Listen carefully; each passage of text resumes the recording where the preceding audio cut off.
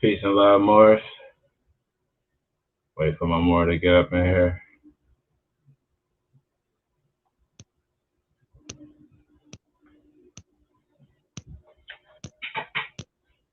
Islam, Moore, you in there?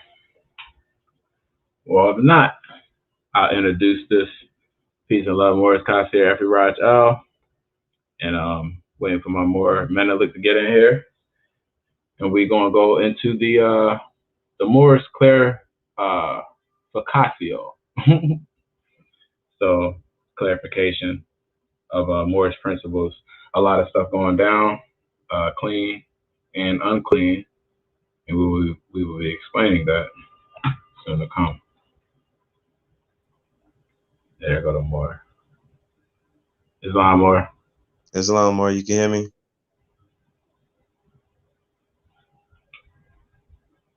Islam, or you can hear me?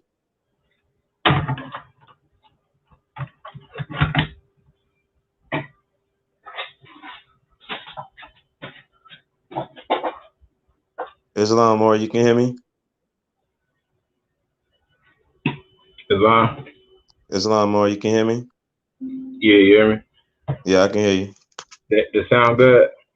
Nah, it sounds good. All right, I had to, I was on my headphones, but they died, so I just put it on the speaker. Okay. All right, so we can get started. I'm gonna switch. I'm gonna go to the try sharing your screen again. Restart your browser. Oh yeah, it's crying about the damn audio. So hold on.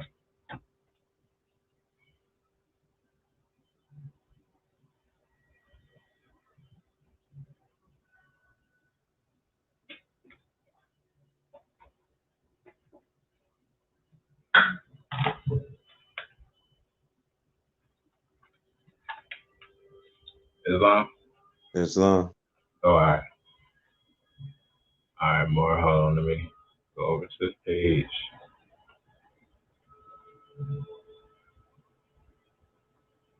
You see everything? I just see your screen and my screen right now. All right.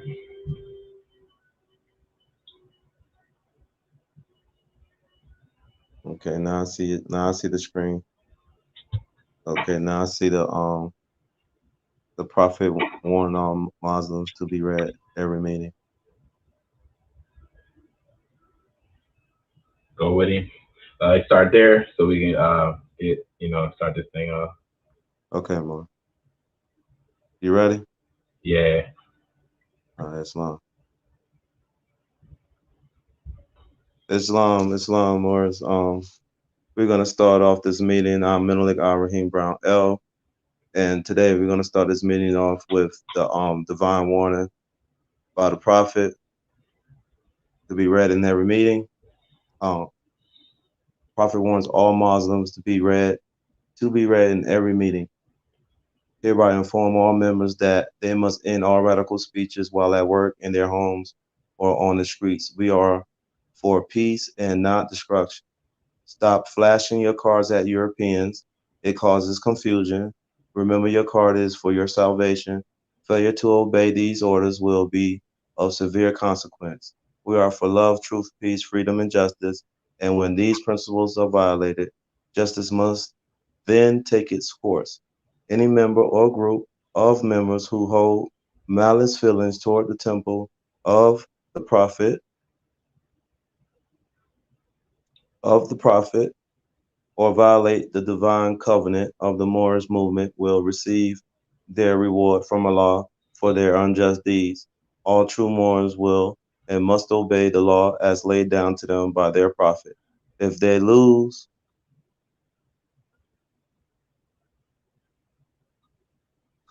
confidence in their prophet, they should turn in their card and button, cease wearing their turban and fez, and return to the state where I, the prophet, found you. This is a holy and divine movement founded by the Prophet Noble Drew Ali, and if the Prophet is not right, the temple is not right. The Prophet therefore is sending out the divine plea to all Moorish Americans that they do their part in protecting their Prophet and the temple. This is an everlasting movement founded by the Prophet through the will of Allah to redeem his people from their sinful ways. Peace. Noble Drew Ali. Islam Morris. Now we're Islam. gonna now we're gonna go into a divine warning by the Prophet for the nation. The citizens of all free national governments, according to their national constitution, are all one family bearing one free national name. Those who fail to recognize the free national name of their constitutional government are classed as undesirables and are subject to all inferior names, abuses, mistreatments that the citizens care to bestow upon them. And it is a sin for any group of people to violate the national constitutional laws of a free national government and cling to names and the principles that delude to slavery. I, the prophet, was prepared by the great God Allah to warn my people to repent from their sinful ways and go back to the state of mind of their forefathers, divine and national principles, that they will be law abiders and receive their divine rights as citizens according to the free national constitutional that was prepared for all free national beings. They are to claim their own free national name and religion. There is but one issue for them to be recognized by this government and nations of the earth, and that comes only through the connection of the Moorish Divine National Movement, which is incorporated in the government and recognized by all other nations of the world. And through it, they and their children can receive their divine rights, unmolested by other citizens that they can cast a free national ballot at the polls under the free national constitution of the state's government and not under a granted privilege as has been the existing condition for many generations. You who doubt whether I, the prophet, and my principles are right for the redemption of my people, go to those who know the law in the city hall and among the and among the officials in your government and ask them under an intelligent tone, and they will be glad to render you a favorable reply. For they are glad to see me bring you out of darkness into light. Money doesn't make the man, it is free national standards and power that make the man and the nation. The wealth of all national governments, gold, silver, and commerce belong to the citizens alone, and without your national citizenship by name and principles, you have no true wealth. And I am hereby calling all true citizens that stand for a national free government and the enforcement of the Constitution to help me in my missionary work because I need all support from all true American citizens of the United States of America. Help me to save my people who have fallen from constitutional laws of the government. I am depending on your support to go to get them back to the constitutional fold again, that they will learn to love instead of hate and will live according to love, truth, peace, freedom, and justice, supporting our free national constitution of the United States of America. I love my people and I desire their unity and mind back to their own free national and divine standard because day by day they have been violating the national and constitutional laws of their government by claiming names and principles that are unconstitutional. If Italians, Greeks, English, Chinese, Japanese, Turks, and Arabians are forced to proclaim their free national name and religion before the constitutional government of the United States of America, it is no more than right that the law should be enforced upon all other American citizens alike and all other governments when a man is born and raised there and asks for his national descent name and if he fails to give it up, he is misused, imprisoned, or exiled. Any group of people that fail to answer up to the constitutional standards of law by name and principle, because to be a citizen of any government, you must claim your national descent name, because they place their trust upon issues and names formed by their forefathers. The word Negro deludes in the Latin language to the word nigger, the same as the word colored alludes to anything that is painted, varnished, and dyed. And every nation must bear a national descent name of their forefathers, because honoring thy fathers and thy mothers, your days will be lengthened upon the earth. These names has never been recognized by any true American citizens of this day. Through your free national name, you are known and recognized by said national government in which you live. The 14th and 15th Amendments brought the North and South in unit, placing the Southerners who were at that time without power with the constitutional body of power. And at that time in 1865, the free national constitutional law that was enforced since 1774 declared all men equal and free. And if all men are declared by the free national constitution to be free and equal, since that constitution has never changed, there is no need for the application of the 14th and 15th Amendments for the salvation of our people and citizens. So there isn't but one supreme issue for my people to use to redeem that which was lost, and that is through the above statements.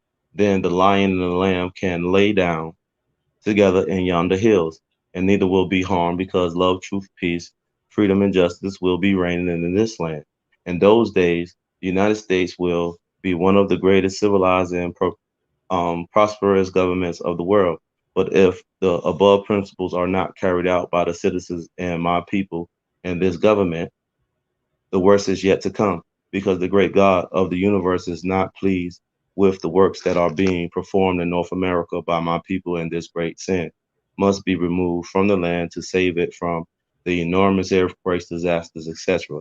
And I, the prophet, do hereby believe that this administration of the government, being more wisely prepared by more genius citizens that believe in their free national constitution and laws through the help of such classes of citizens, I, the prophet, truly believe that my people will find the true and divine ways of their forefathers and learn to stop serving the carnal customs and merely ideas of man that have never done them any good but have always harmed them.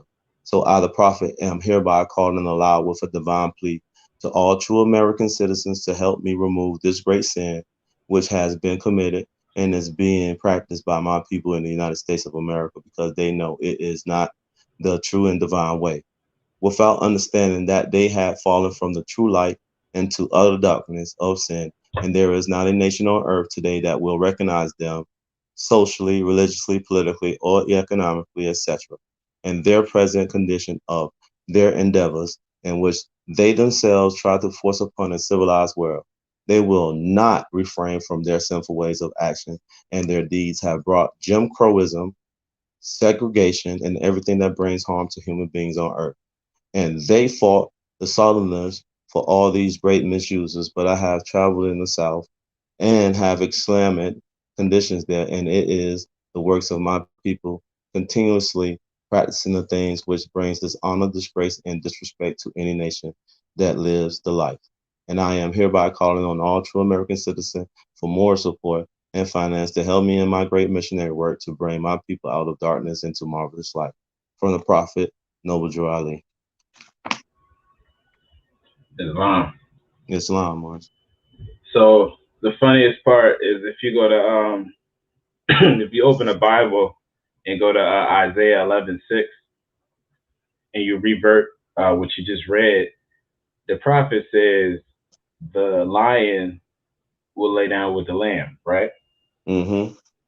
Tell me why, if you look up in right now in on Isaiah 11:6, the Bible has changed and it now says the wolf will live with the lamb. Wow.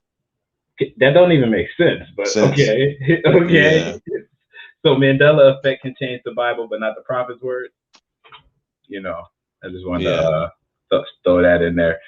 So this boy, you already know it gets hilarious. So I gotta share the screen. It starts it starts with this guy this guy right here. Just look at the okay. We see a Juneteenth holiday marking the end of slavery becomes a law after decades of inaction. Okay. So let's get to why this is a slap in the face. So yeah, I guess I'll play this. Let Yeah. me Just go ahead and just let them hear it. That's what we do more.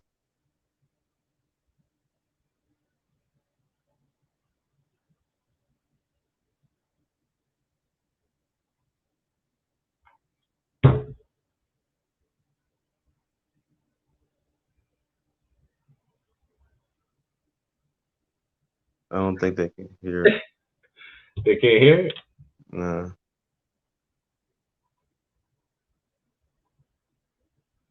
Oh, hold on. Make sure it's off mute. Yeah, no, I was off mute. Sharing the screen. It should be. Hold on. Ask them more if you can hear it.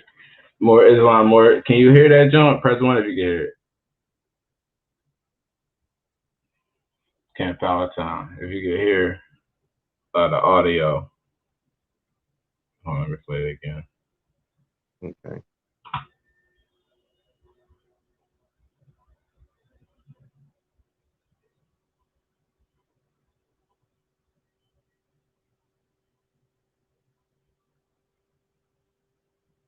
Press one if you can hear that, John. Power time.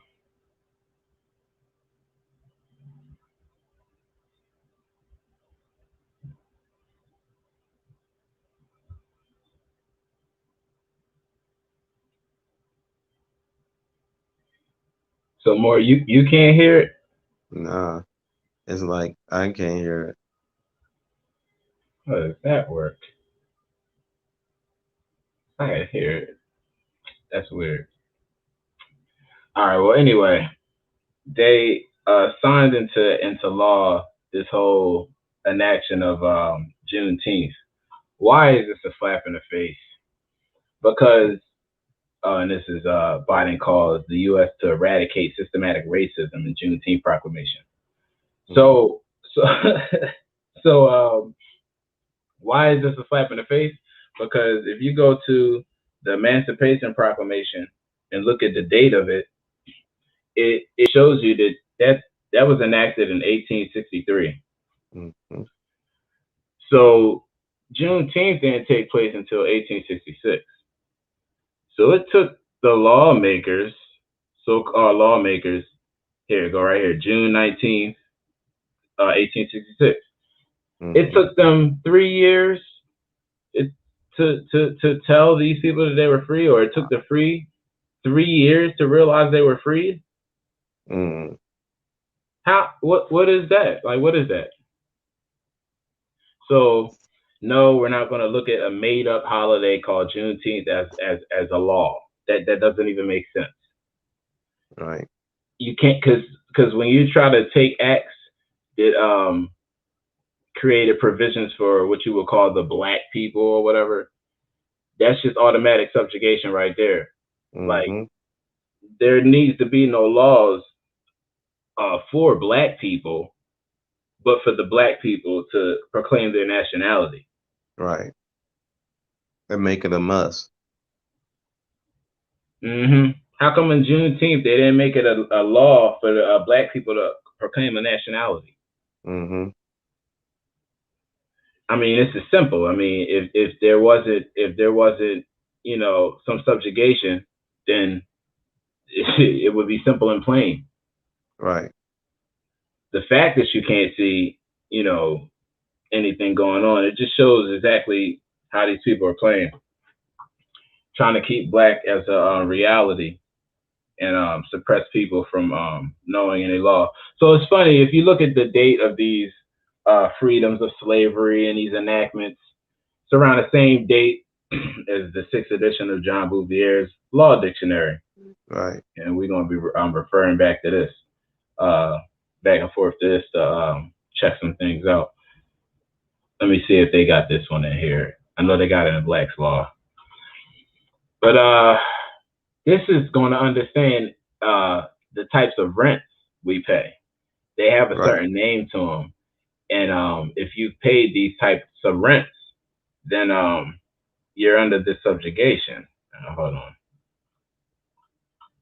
Uh, I.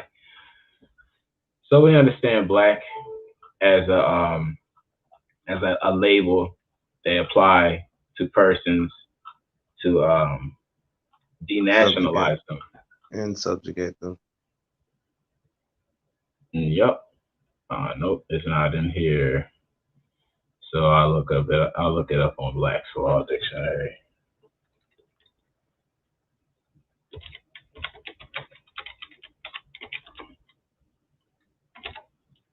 Oh yeah.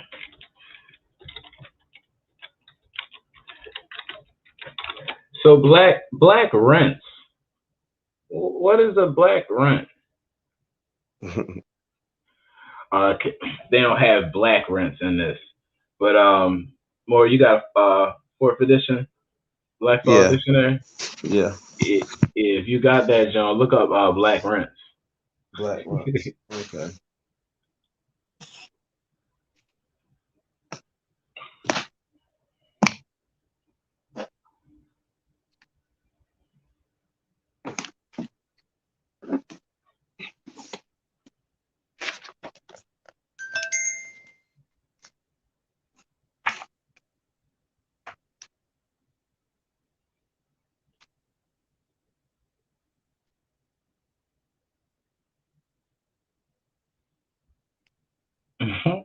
So I already got the next document pulled up to read and to play after the more gets that.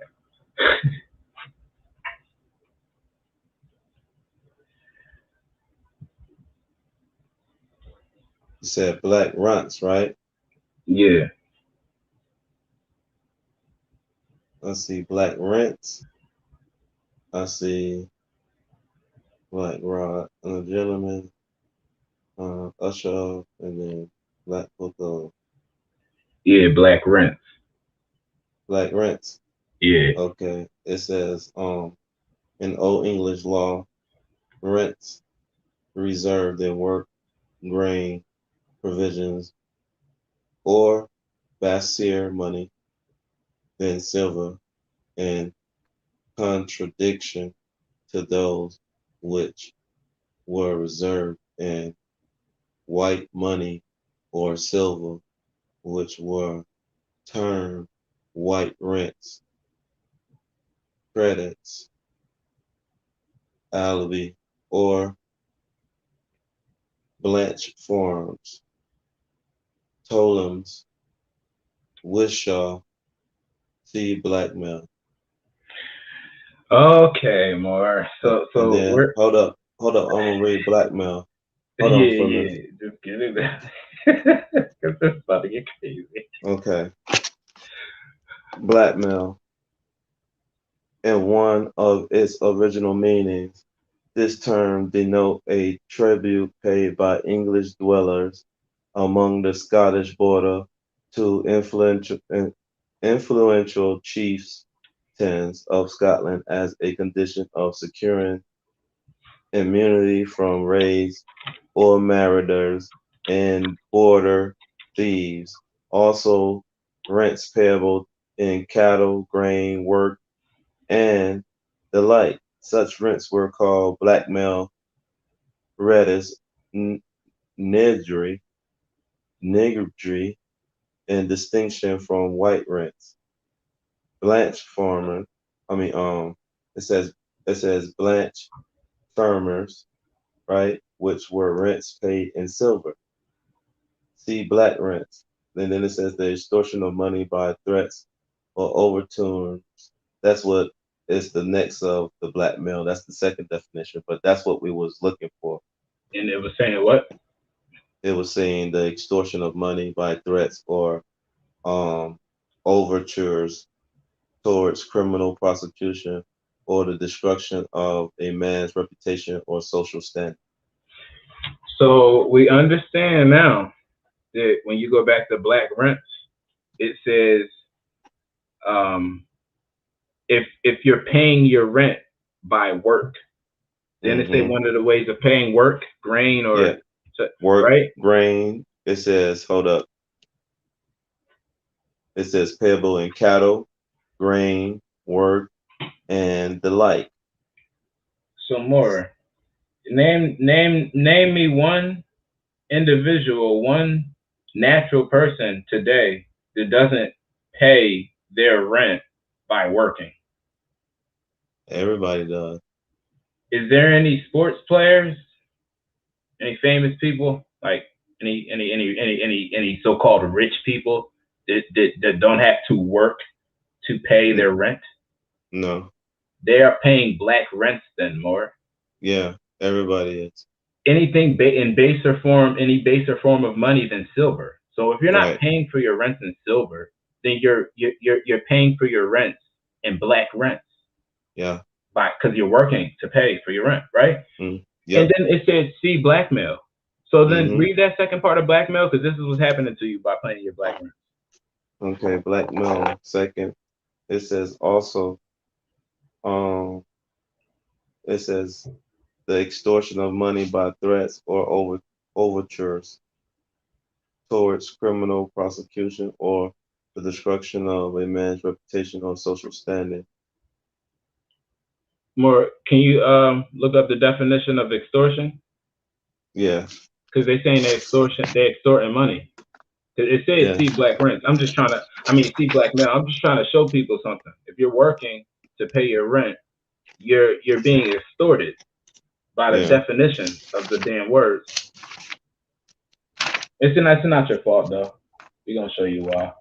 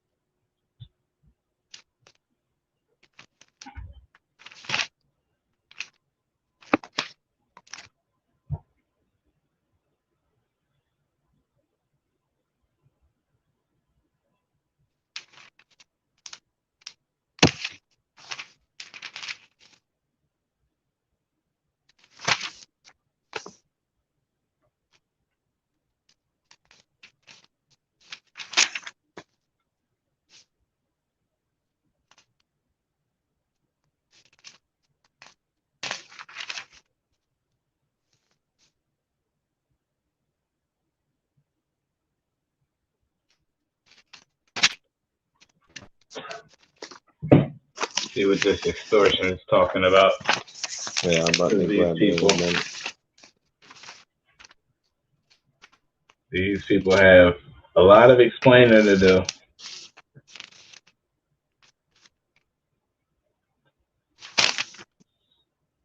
Okay. Extortion. Extortion.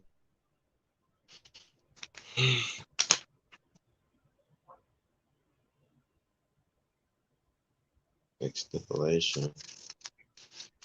Mm. It's like they don't have it in here. No, extortion. I'll get that pulled up real quick because these Yeah. people. Extortion. Extortion. I got exception, excess, exchange, exclusive.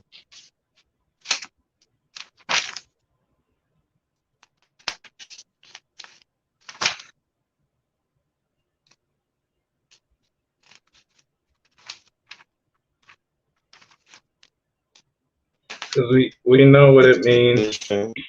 Execution. Execution. but we want to show the law dictionary meaning of it because Yeah. Keep it. Exemption.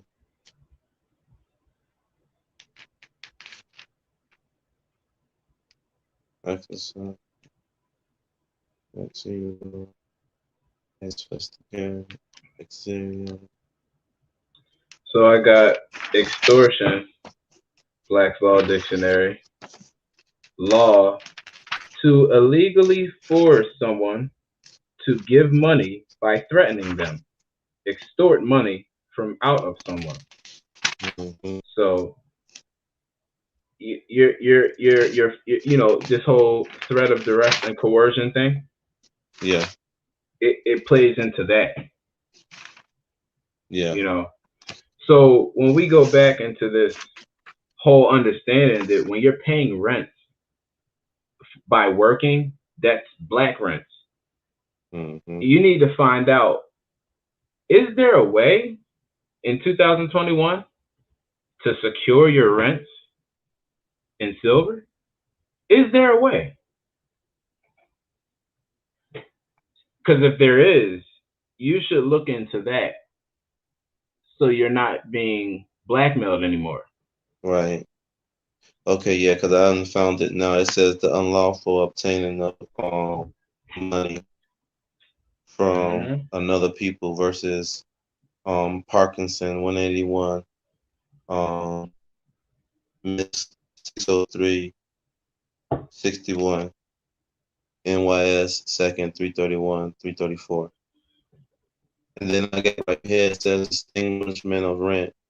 It says here if a person have a yearly rent of lands and afterwards purchase those lands so that he has as good an estate in the land as in the rent is extinguished.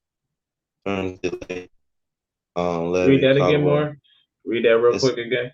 it says if a person have a yearly rent of lands and afterwards purchase those lands so that he has as good as an estate in the land as in the rent is extinguished. Um, that right there showed you that you owning the land ends you having to pay any rent. Yeah, So is there and a way to secure the land with silver? Is yeah, there a way? If there yeah, is a way, then people should start looking into that so they're yeah, not getting blackmailed anymore. right. Disabilities. Your blackmail is a disability. So we right here at the disabilities of the free persons of color. Okay. Hmm. This is from a codification of the statutes of the law of Georgia, including the English statute of force in 4 parts, to which is prefixed a collection of state papers of English, American, and state origin, together with an appendix and index, and also a collection of legal forms in use in Georgia. Okay, this is from like 1818. And what this is talking about is that slaves and free persons of color have certain disabilities, restrictions, and prohibitions. So we read, free persons of color are not allowed to hold slaves or real estate. Now, wait a minute. No free person of color within this state, Indians and amity with the state accepted, Hmm. shall be permitted to purchase or acquire any real estate or any slaves. So if you're a free person of color and you're not an Indian with amity, aka a treaty with the state, not the United States, lowercase state, you see it, Hmm. then you're not allowed to buy land. You're not allowed to own any. They couldn't even purchase it, more. Right. That's what they're doing. That's what they started separating them and then blocking them from that. So So, it's, I can read all through this, but it's just basically more of the subjugation of what was going on. right. Money shall be paid to the corporation of the city of Savannah. So yeah, what's going on? Offenses by white persons, how prosecuted? All in singular and the penalties prescribed by this act in each of every proceeding directed herein, except where it is otherwise specially provided thereby, shall be prosecuted, recovered, and enforced against all and every white. Give me the next page here. Person or persons who shall become animal, therefore by action of debt or indictment in the superior courts of the Mm, respective counties, according to the ordinary course of proceeding therein. So therefore, there it is, contracted debts. Even if mm-hmm, you're European or so-called not European, the white status, mm-hmm. because we know it was Europeans and dark skinned people that had the white status The back then. status, right, All right, these foreigners from the. But the offenses of persons of color, how prosecuted. So this, watch how the difference is with persons of color, how they prosecuted versus the European or the right. the white status. Watch this. And the same shall be prosecuted, recovered, and enforced against all and every persons or persons of color, uh, whether free or slave, before the justices of inferior courts of the respective counties, or a majority of them, either at the regular sessions of such courts or at special sessions, to be held for the purpose which said justices or majority of them are hereby empowered to hold, and do all needful necessary acts therein for giving full effect. So the the persons of color were at inferior courts, but the white status people were in superior court. Yeah, because they had a white status, so they had to treat them differently. Jurisdiction of inferior court. So let's see how deep this rabbit hole goes. And look, they got it at 33. What a number. And the said justices shall in like manner be authorized to hear and determine all objections which shall be made to the registry of any person of color claiming to be free, reserving always the judges of the superior courts the constitutional right of revising all such proceedings.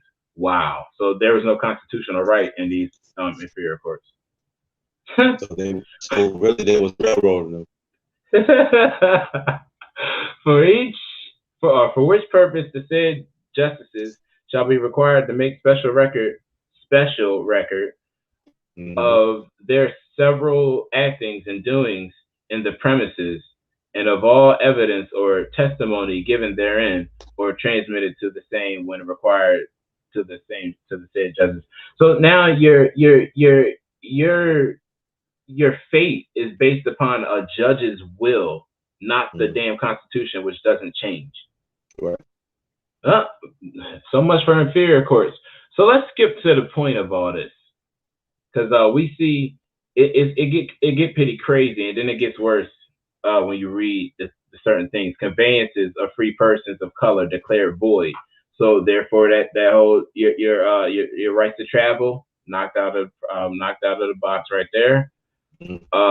Free persons of color when not to have credit, so you can't have credit. Insolvent free persons of color may be bound out of service.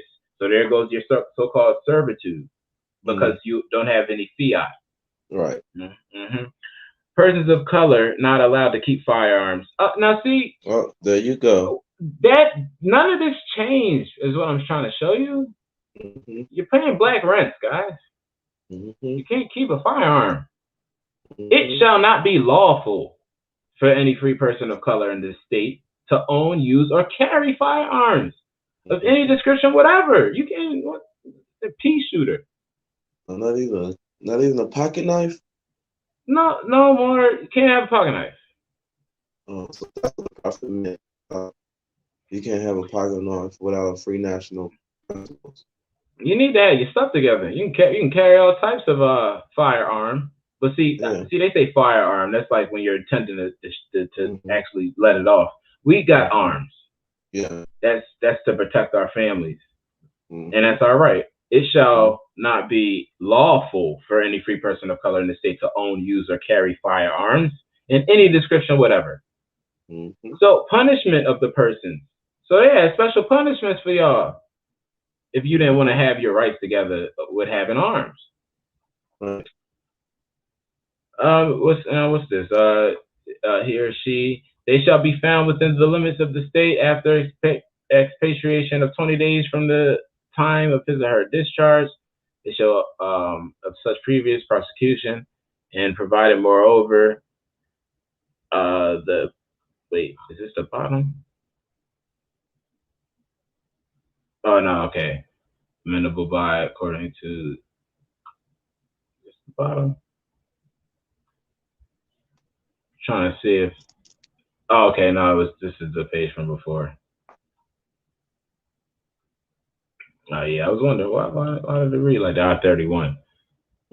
Upon information given upon oath to any justice of the peace of any country of this county of the state, of any free person of color owning, using, or carrying firearms as aforesaid, it shall be his duty to issue his warrant for the arrest of said free person of color. So you're getting kidnapped to answer said charge before himself. Arms seized and how to dispose of the arms that you take. Persons Right. claiming Negro as slaves shall make an oath. Wow. Wow. Slaves from non-holding states prohibited from coming into the state jurisdiction of inferior court. So this I'm trying to get. It's one thing in here where it says how to punish, um, individuals for having slaves without the warrant, and they actually talk about how they punish the slave for it. Is it this one 44? When any person of color charged with violation of this act shall be claimed by any visual individual as a slave, such claimant. Okay, so watch this.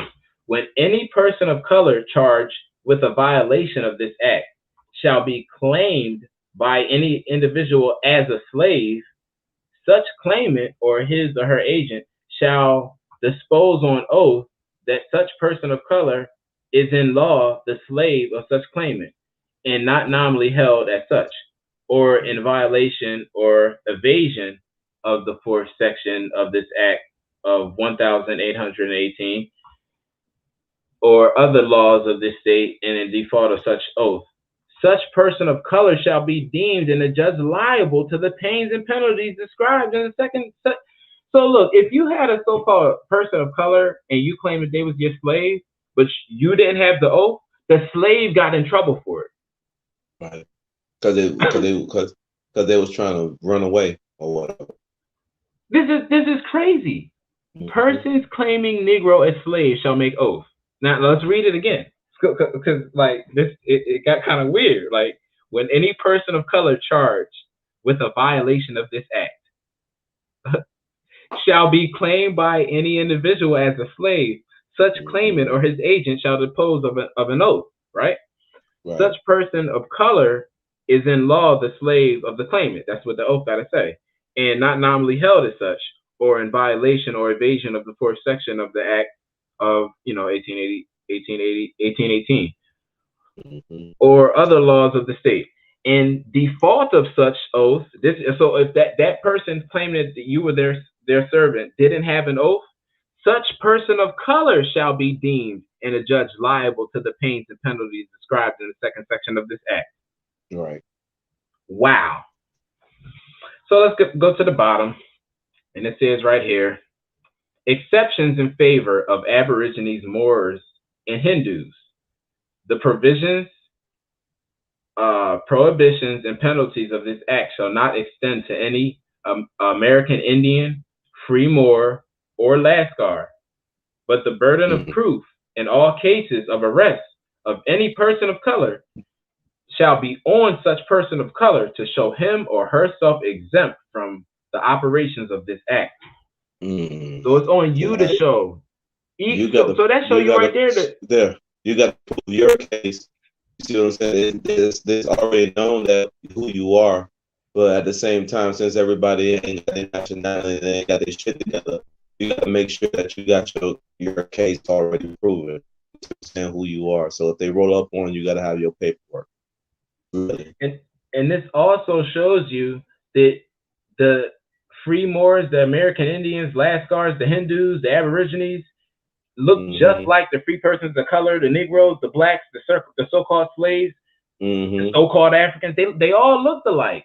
So there got to be a So distinction. so it's all about the burden of proof. If you say that you're the free person or not, Hmm. how to show and prove.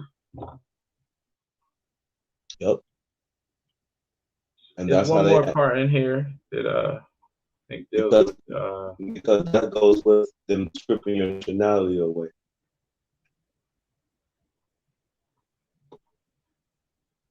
okay, the last part.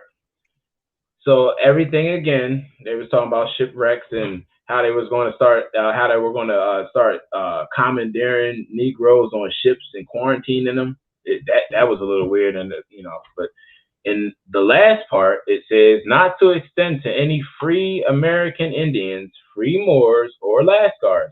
This act shall not be construed to extend to any free American Indian, free Moors, Lascars, or other colored subjects of the counties beyond the Cape of Good Hope, who may arrive in this state in any merchant vessel, but such persons only shall be deemed and adjudged to be persons of color within the meaning of this act, as shall be descended from such Negroes or mulattoes, either on the father's side or the mother's side.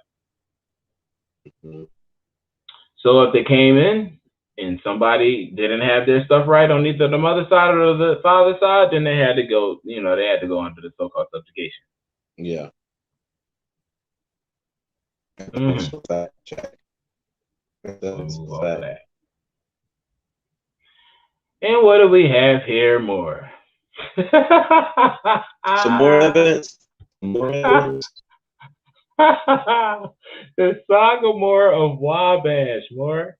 Yeah. Now, for all the people say the Moors and Indians don't have nothing to do, but right here it shows that Indiana gives an award away every year called the Sagamore of Wabash. Mm-hmm. More, what street was the original temple on Um. in Chicago? Oh yeah. It was on. Hold up. I gotta remember it. Damn. More. I think it was Moorish or something like that. The Street. street, did they just remember the street? Did they just turn it into a church? Yeah. The same. Yeah. 5001 Wabash.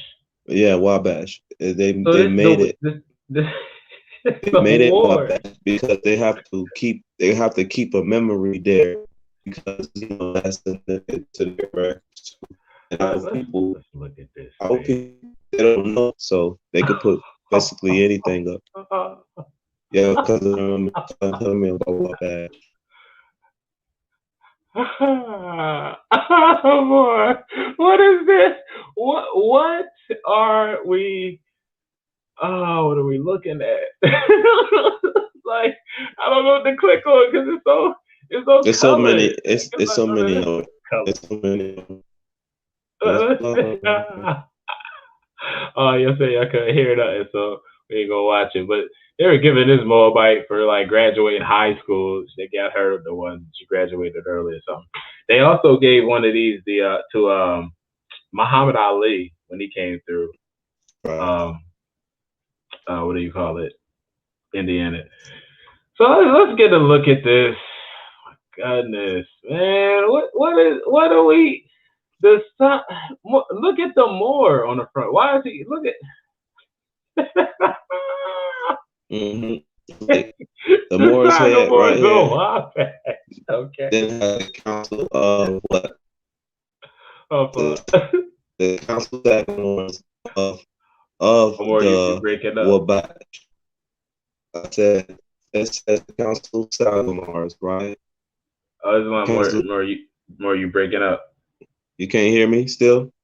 You good now? Okay. I said yeah. It's the council of the. All right, more. Hold up. They're hating on you. I don't think we're allowed to read this. Wow. Come on. Try it again, boy. Okay. Council of the Sagamores of the Wabash. Joseph E. Colonel. Governor of the state of Indiana. Boy, I don't think we're allowed to read. No, all men by these presents. Whereas the greatness of the sons of Indiana derives in part from qualities possessed by the noble chieftains of Indian tribes, which once roamed its domain, and whereas it has been the memorable custom of the state of Indiana. More is Bob. They're chopping you to death when you're trying to read this. So don't read it anymore. Forget it. You just know it's here. Everybody get your eyes glued until, because I don't think we were allowed to show you this. Get your eyes. Look at this crap. They're giving out awards to be Sagamores, people. Yeah. They know who you are more. That's why they give you a certificate and give you your nationality to the Sagamore.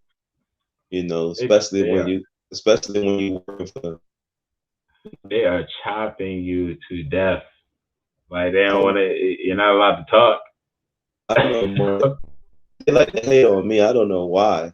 I why is the hate though? Like, you know, more. I don't know. So, Or more try to go out and come back in or whatever.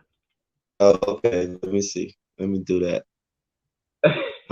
Whoa, Let me it's do that. crazy, boy. It's like, If they want me to leave and then I come back in, do you think I should leave and come back in somewhere or what? yeah. Leave and come back in. I'll add you again. All I'm gonna right, put it. I'm gonna put the. I'll share the link. I'm gonna do that. All right. Oh, Morris, this is crazy. Like Morris trying to go. We trying to bust heads. They don't want to let it happen. So, oh my goodness, the Sagamores of Wabash. Yes, this is crazy. See, you see the subjugation. So the states know about. Okay, here come the more. Islam, Islam, you okay now? No, I still messing with you. All right, let's see. Let's try this. Got these. All right, can you hear me now more? Yeah, All right, Islam. it's So I it's put still it's headphones still in. choppy, more. It's still chopping. Yeah, Wow. I put the headphones in and everything, and it's still chopping me up. it's even worse. It is crazy tonight. What do we do? Let me see my audio. Yeah, Speaker audio. you got the speaker right. What'd you say? I said, is the speaker all right or whatever? You hear me good? It's still choppy. Choppy as hell. They playing games more. Yeah, let me see. Let's try this.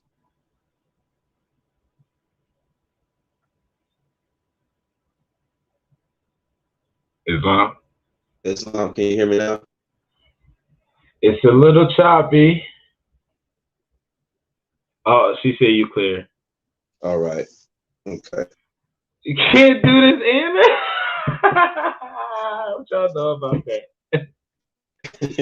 You can't do this, Anna. That's a little inside joke. But so we go back. Um, dang. Let me test the sound again with these with the videos. I changed something. Hold on. Okay, more. All right.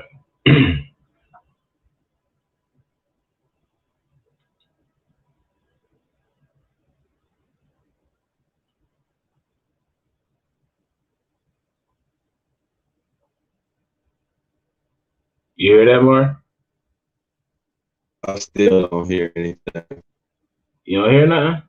Nothing. It's like I can hear you good, but when you playing it, it's like all I can do is see the mouth move, and that's it. That's so stupid. Dang, dog. I'm trying to play this.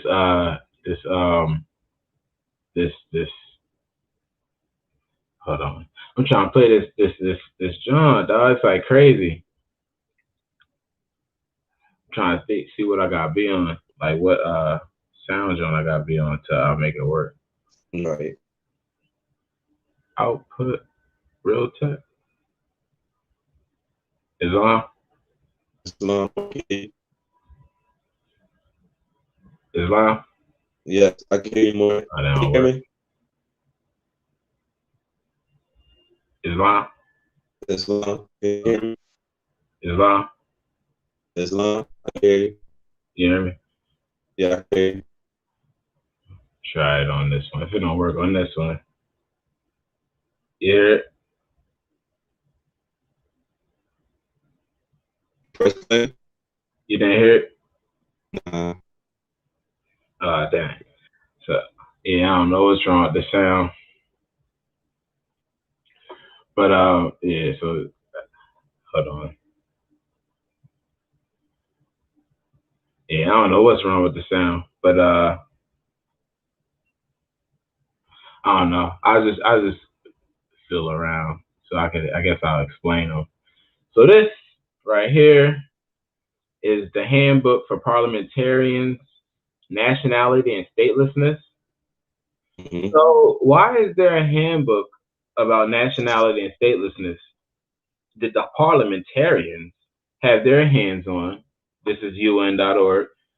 But when we say anything about nationality and statelessness, it's like we get these weird looks. People see the colored people, right? Hmm. Isn't the black and white people that they even included in the color? Like, so it's Right. off the rip. We get a little bit understood when it comes to nationality on the international level. The problem is that United States, they don't have any laws that regulate nationality based off because of the 14th Amendment.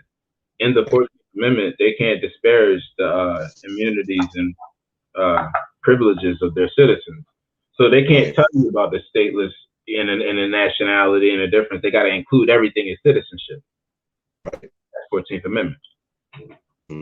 And that's why they had to push the civil rights movement, and and bring the civil rights in for a way out for so-called blacks, colors, and African Americans, for Man, their protections.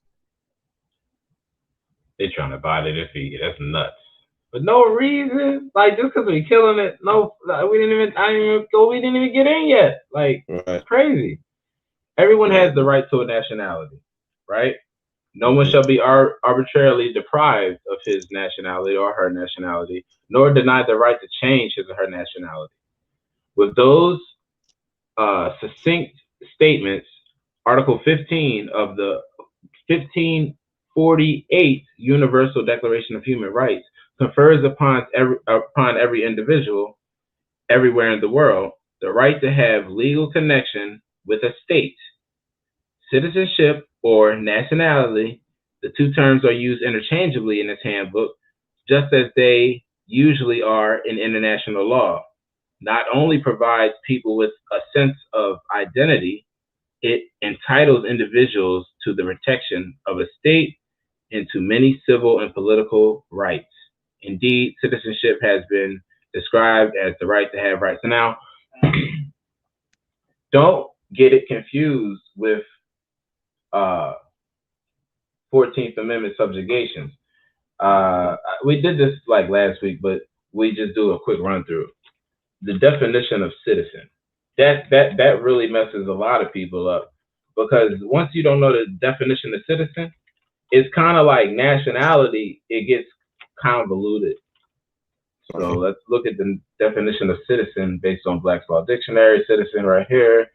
It says, in general, a member of a free city or juror society to the task, possessing all rights and privileges which can be enjoyed by any person under its constitution and government and subject to the corresponding duties. So, citizen does not mean a member of the United States. Free city, juror society, based off the way the prophet put together the temple. The temple was looked at as a juror organization based off the Bivens revised, Hers revised statute. And then based off of it being a juror society, let's look up juror real quick. So we run y'all through. Based off the temple being a juror society and the meaning of juror, you look right here. Juror, go to the bottom. Juror society is used as a synonym of state. So the prophet setting up the temple in the way he did organize political community, right? Hmm. Civic side first, right? Yeah.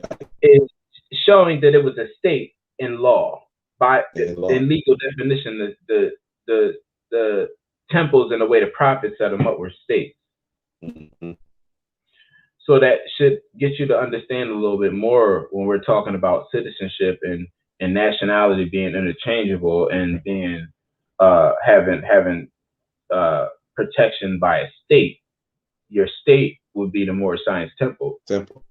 As of today, we all must move as temples in our own right because we know what the temples have done. So I'm a temple, you're a temple more, the mothers are temples, they have many temples because they can produce temples, if you know what I mean. So we must guard our own temples with the laws the Prophet left for us, and we will not come into harm's way. Islam, boy. Islam. So look this, Morris. Moorish feudal lords. What in the algorithms of Google is happening to where when I search that, nobility comes up? So that means that a Moor can't be defaulted by being a feudal lord. We look at it wrong, Moor, because we're looking at it from being the ones subjected by the feudal lords, not as being one of the feudal lords. Right. And see, this whole feudal, what's the opposite of feudal?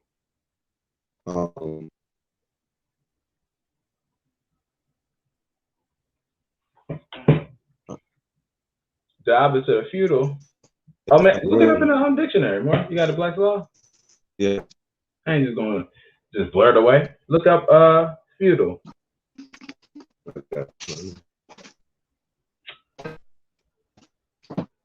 Black's Law dictionary, Mark.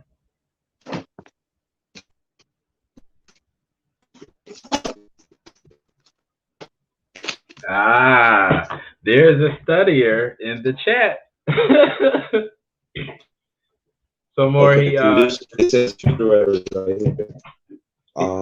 these Moors is crazy in the chat. The Moor already posted it. It's the meaning, the opposite of feudal is allodial. Yeah. Right? So if you were on the opposite side of the feudal lords, they make it seem like that's the allodialship. But if the Moorish feudal lords were the ones of nobility, it's actually a play on words. Like, so wait, let me go into this. Oh, the Moor dropped out. Dang, Moor dropped out. That's Cordy. So guess we gotta rock out until he comes back. But yeah. So how they? Oh, here you go. Yeah, Moor. They tried to knock you out.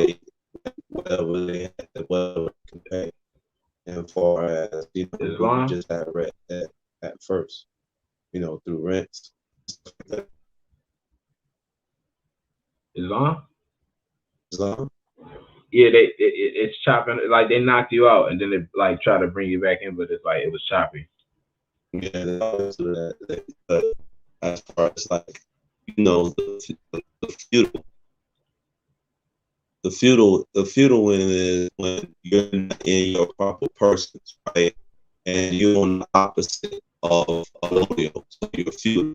So that means that you're dead in the eyes of the law. You still up.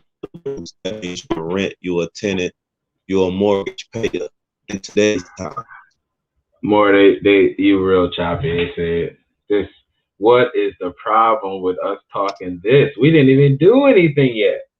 Is it known? Do they know like the like what we're about to try? Like what is going on here? Yeah, the algorithm is like really, really, really chopping us real down because they already know that we're about to get ready to explain a whole other stuff that's another thing from our people. So they want to shut me up. You know what I mean? Stop the feed by any means. You know how YouTube do. Like they blacklist us more, like, because we are trying to put the truth out because we are living by love, truth, freedom, and justice. Like the Prophet told us to do, enforce the law. You know what I mean? Oh boy, it's crazy. It's crazy, Mark. Yeah. But I'll tell you one thing. More we was talking some crazy stuff. Like a lot of these other Moors that's undeclared, their nationality, you know what I mean, we'll have no problem at all. You know what I mean? We say all type of outlandish, off the wall stuff that don't have nothing relevant for our people. Mercury retrograde. You know? It is crazy. Bye. Dang, or Yeah, you gotta try and get it right. Like try to go out and go in, cause it don't make no sense. like they just chopping me up that bad, more. Yeah, it's bad. Wowzer. Like, let me go ahead and try it again. Let's try it again.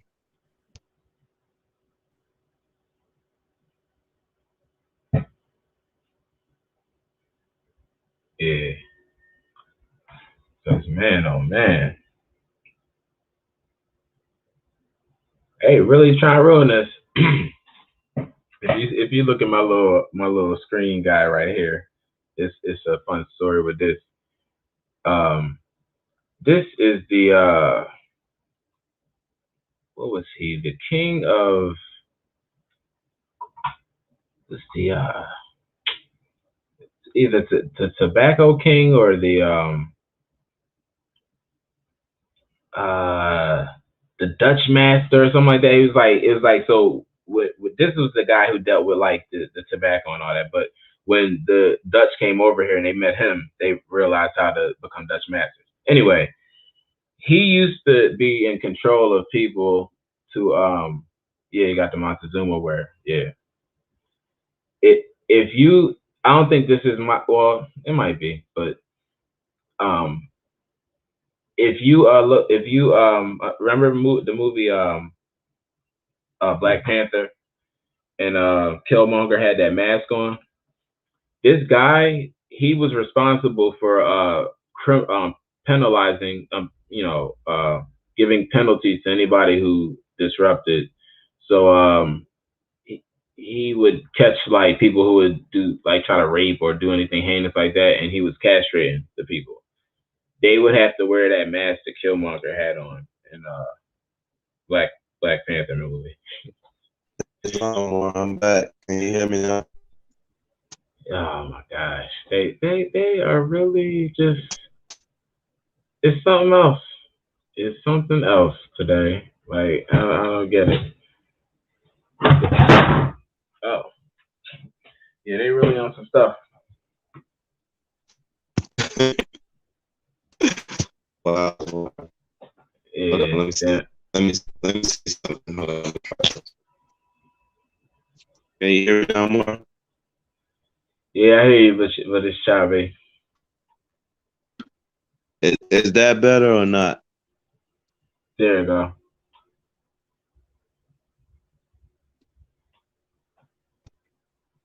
Yep.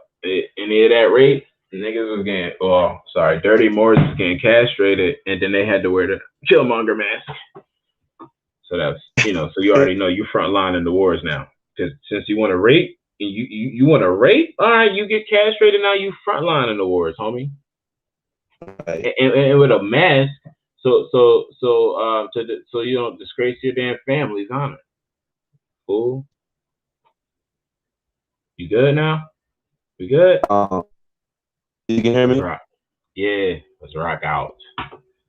Go Uh, back to the domain of feudalism. So while I was saying it was a play on words, because you see right here, what is feudal? Pertaining to feuds or fees, relating to or growing out of the feudal system or feudal law, having the quality of a feud, which is a fight. If we watch a Family Feud, that's a family fight. Family Feud show is breaking down to you the origin of the word feudal. The right. private family fight. What's the private family fight more? The dark skinned Christians versus the dark skinned Moors, Right. right? And that's it. Yep. The Black Persian Moors versus the Empire Moors, and against the that's it. Moorish. I mean, against the Moorish Empire. Like both of them were Moors. Are they doing it again?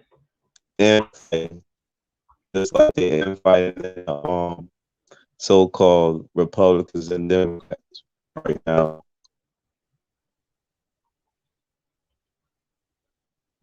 Man, I hope. Let me look on my phone and see if let me check the chat out. What is going on? I don't know more. Can you hear me? Yeah, because I'm trying. It's like when we get to explaining the hard to get stuff, they want to start chopping us up. Right. I'm trying to explain this here. Like I'm trying to show how whenever the Moors step into the scene, you're not the slave no more. You're the master automatically because you're the Moor. So when the Moor steps into this conversation of feudal versus allodial, when you go into the feudal side, Moors are the feudal lords. Therefore, we're allodial, and everybody who owes us fees are the feudal people that's under feudal law because they owe us fees. Remember the treaties. Remember the tributes that had to be paid. Remember all the treaties we had with all the European nations. Remember the Dutch Yeah. treaty Yeah. with the Netherlands. Remember Yeah. that treaty in 1603, right? Yep.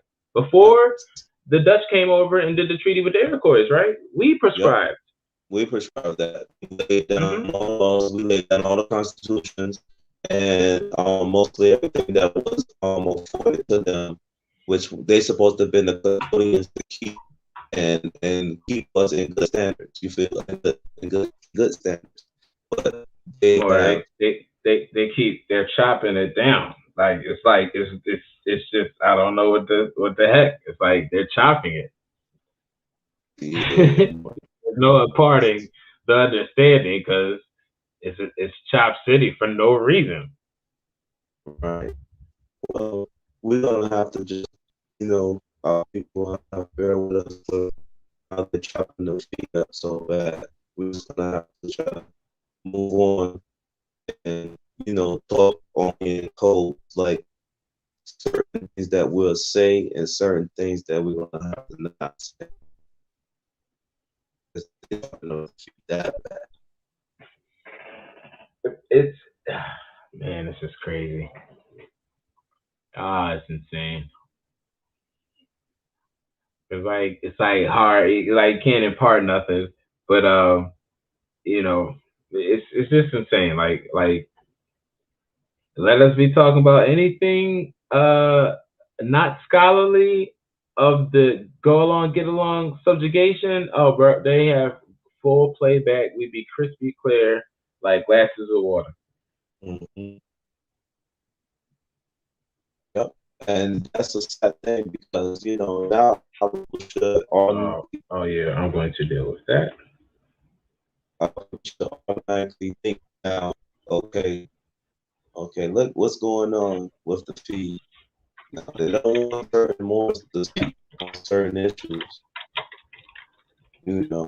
but you get other so-called more, well, not more, but so-called Negroes, blacks, and colors. They can talk however they want to talk, and it's not, because it's not something that's going to help them out, something that further put them in slave, you know. So we have to look at that too. And a lot of things that YouTube and everything that they doing just right out to more as anyone. Gosh, man, this is crazy. Like, all right, more. So I guess you're gonna have to try to come out again, and if not, I don't know. I guess shoot, because it's not. They said I'm clear, but they chopping you down for some reason. Uh, wow. So You gotta love it. uh, Happy Juneteenth. That's what happens, right? That's the yeah, audio for them Juneteenth, right? Let's do that subjugation. 16th ain't June the 6th, 16th? yeah. Ain't that a But seven? yeah, but they got, But you know. they just how this shit works. Where it's like, how it works. So I'm gonna try to leave the chat and come back in. So I'm gonna try to start again. Let's try it all over again. Yeah, because this joint's chopping it. It's crazy. Yeah.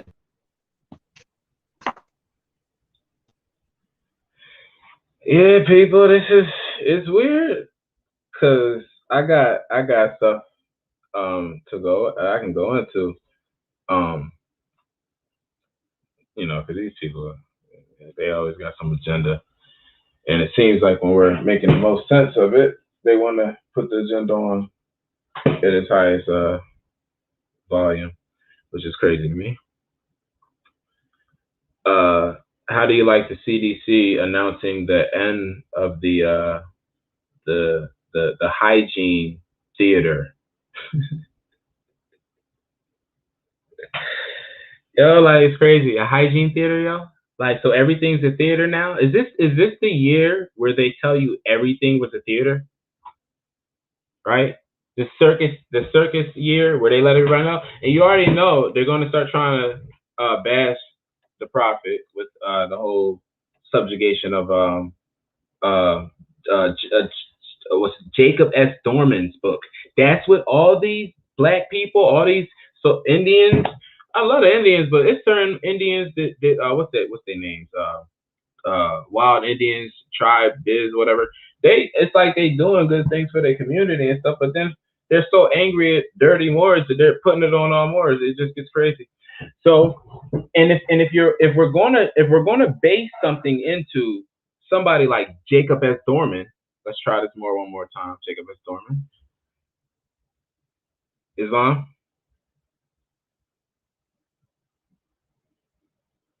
Islam,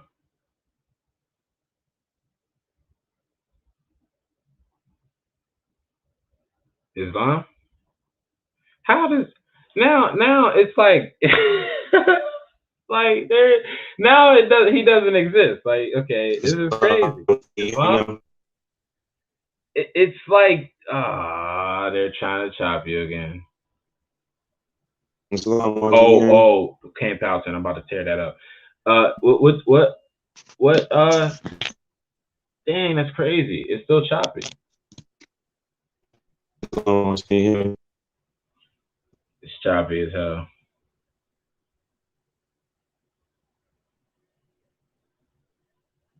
Dang, still choppy more. Yeah, I know. I can't hardly hear you myself. Every time I come in and out, it's gonna be chopping up. So I'm just gonna be quiet for a little while. Hopefully they'll let me. All right, boy. It's loud. So let me get engaged with the chats real quick. I was on Jacob S. Dorman. Let me see. So y'all say Home Depot is a U.S. citizen. CVS is a U.S. citizen. McDonald's is a U.S. citizen. Once they go bankrupt, the grantor has all power to decide what happens next. Yeah, more. It's crazy because they don't know about 1933 or the couple years before that, the cause 1933. So the corporation is at present day in bankrupt, like James Traficant said in 1933 speech, right on the floor in everybody's face. So the grantor does have power today, more to hold these people that we put as so-called government to hold them accountable for going bankrupt. Where's our stuff? Where's our gold? Where's my great grandfather's gold? Oh, so you don't got it, but you're taking all these people who don't know, and you're pledging their bodies and to the interests of your subjugation and your bankrupts. Uh, well, that'll work. That'll really work. So let's do this. All right. So we're gonna go back. Jacob S. Dorman, right? That's the guy who wrote the book. Let me pull him up. We just gonna go on. We're gonna put him on blast because I don't want nobody to be lost in the sauce. So mother. Oh yeah. Let me go back.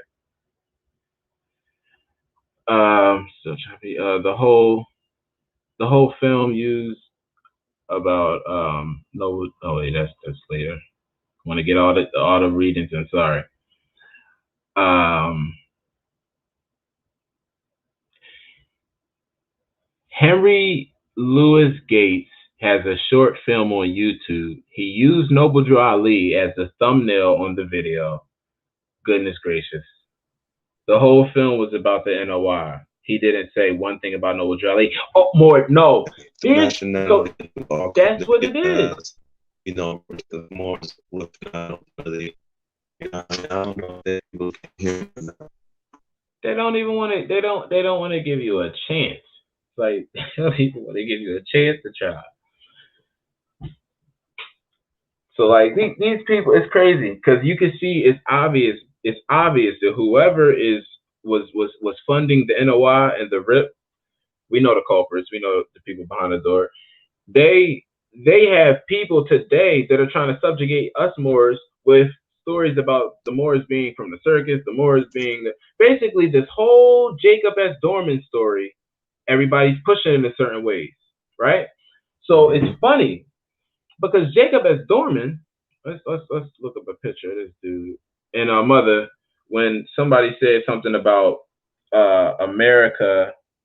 Oh, there you go, Mother Yoni. You said I heard a European say the United States was founded on Judeo-Christian religion. Now watch this. Tripoli Treaty, 1796, Article 11. As the government of the United States of America is not in any sense founded on the Christian religion. What did he say? Is not on any sense founded in the Christian religion, as it has in itself no character or entity against the laws, religion, or tranquility of Muslimen, not Muslims, but Muslimen, Man. Mm-hmm. and as the said states have never entered into war, any war, or act of hostility against any Mohammedan nation. So you black people go ahead, us Moors, call us whatever you want to call us. Do you see how Mohammedan is spelled a little bit funny? That's because we not the normal Mohammedans the way y'all prescribe to. We don't believe in no Prophet Muhammad. We the Mohammedans because it's all about a way of life. It's a way of spirituality that we all prescribe ourselves to. We all give our mothers love, and we all give our mothers respect, and we give respect to the cosmic mother because we know that's how we get our lands back. That's how we bless the children. The father is but the fat her of the cosmic universe. Stop playing with me with all of this male law domination patriarchal shit. Sorry, Yep. sugar honey Yep. iced tea. Let me read this right here more and put this in a little pipe so they can smoke it. Now it says right here, mysteries of Islam here is in America 6,000 years before the first slave ship sailed. No other Muslim save El Hajj Sharif Abdullah will bring this to promised nation. It will take a Moorish American to save the Moorish American nation. It will question the ordination and the authenticity of Allah's prophet, even after he has clearly warned them in the Quran, Surah 10 through 48.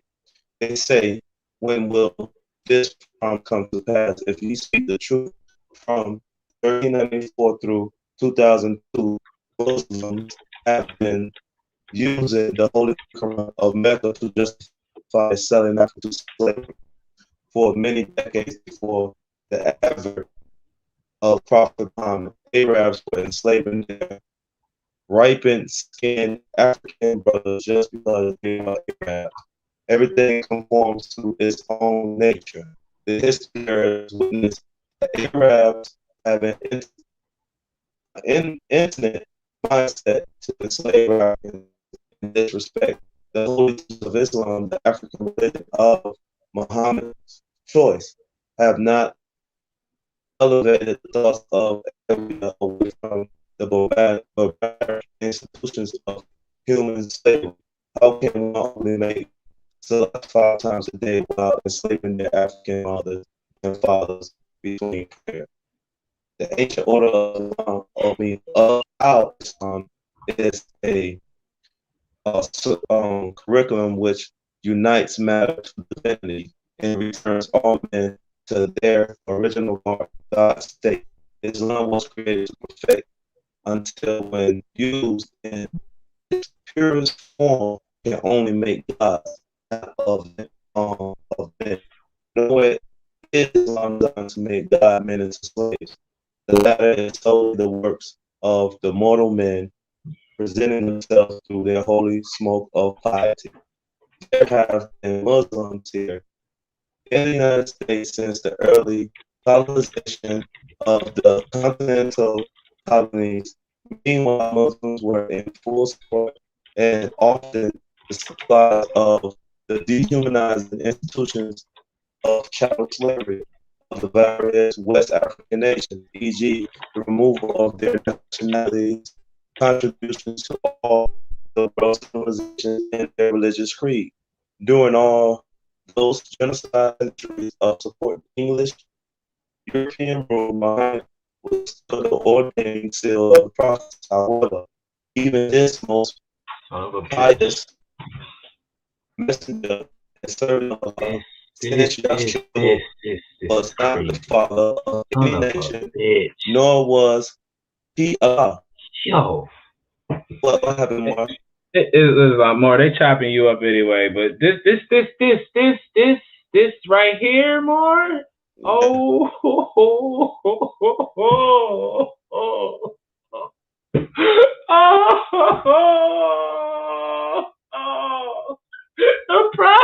No, I gotta read it. I'm sorry, y'all. I gotta read a quote. I can't do this.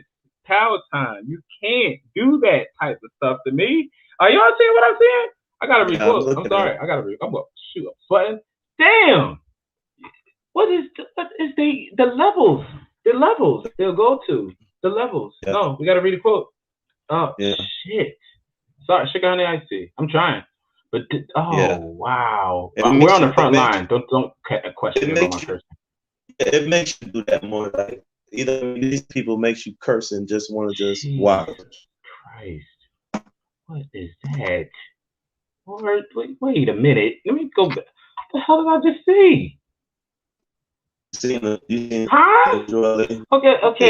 Pan-Africanism Wait. and religion. More. Don't you? These Indians and all these people keep calling us Pan Africans and all this stuff, saying it's Yeah, trying to relate the Moors with that and not, showing what happened with the Nation of Islam. All right, right. y'all done did it. So this is what we're gonna deal with here. This is why. Let me go to this one. This is why. Let me get y'all right, because the prophet talked about this. Don't worry, he talked about this already.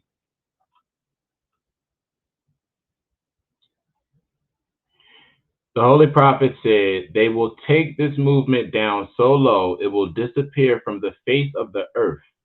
The movement had but all disappeared for years now, but it is back."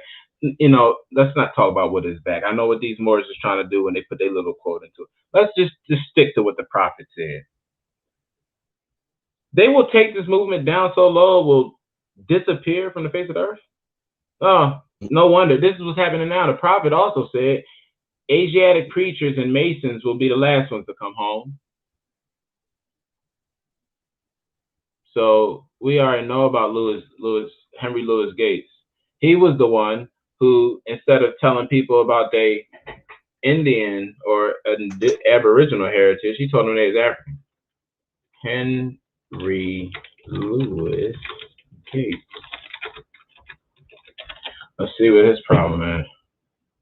See if he loving the boo or not. My lord. Now you see what I'm talking to y'all about? Do you understand why this man has a problem?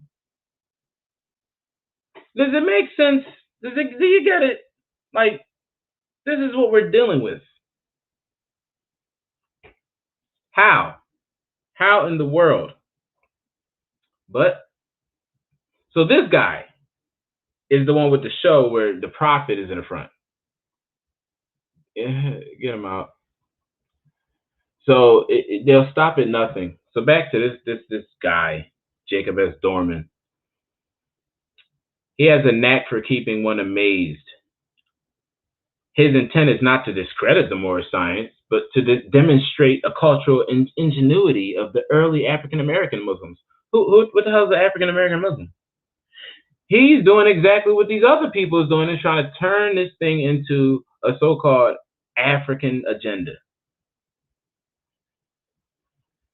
Y'all gotta understand. So this book, in his eyes, was supposedly to transform our understanding of African American history. leaving our readers in new ways of discussing black life. Well, culture and religion. No, what about nationality? He took all of that out, made it a freak show. Everything in the book is just weird. But if you saw the picture of the prophet I put next to this guy, nobody even he doesn't even look the same. I can't believe this. This one is crazy. This is crazy. This thing. Uh, wow. And look at you. Look at you dancing in the moon. That's just insane. Yeah, this guy dancing in the moon with this. Okay, so you can. This is what you can do. You can party around, right? But in your meantime, this is what you want to sit up there and put on the damn PBS. Wars.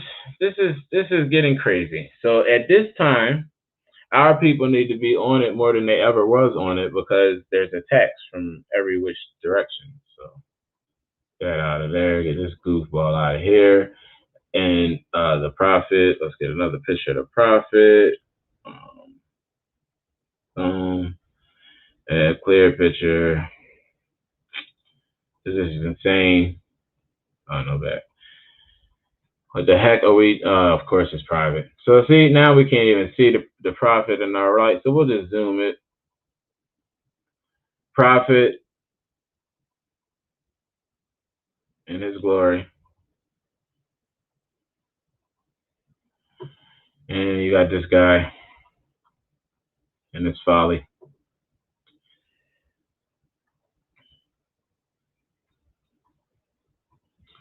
So get out of there. So we deal with the. I was dealing with mango kapak because we were talking about the origin of the Aborigine people and the origin of who they call the Mongolian people or the $5. So the $5, and so basically this one kind of takes it to that level. But watch this: white Ethiopians, term found in Roman literature, which may have referred to non-Negro or light-complected populations inhabiting Ethiopia region of antiquity. Europeans? Oh, so watch this. Medieval geographers, including Ibn Hakal and Leo Africanus, similarly noted the existence of various white or olive groups and individuals in the territories and kingdoms of the south of Sahara. However, the fate of these inhabitants is uncertain. So, since we know the fate of Leo Africanus, and if y'all didn't study Muhammad Abu Qasim ibn Hakal, this guy, these people, we know their fate.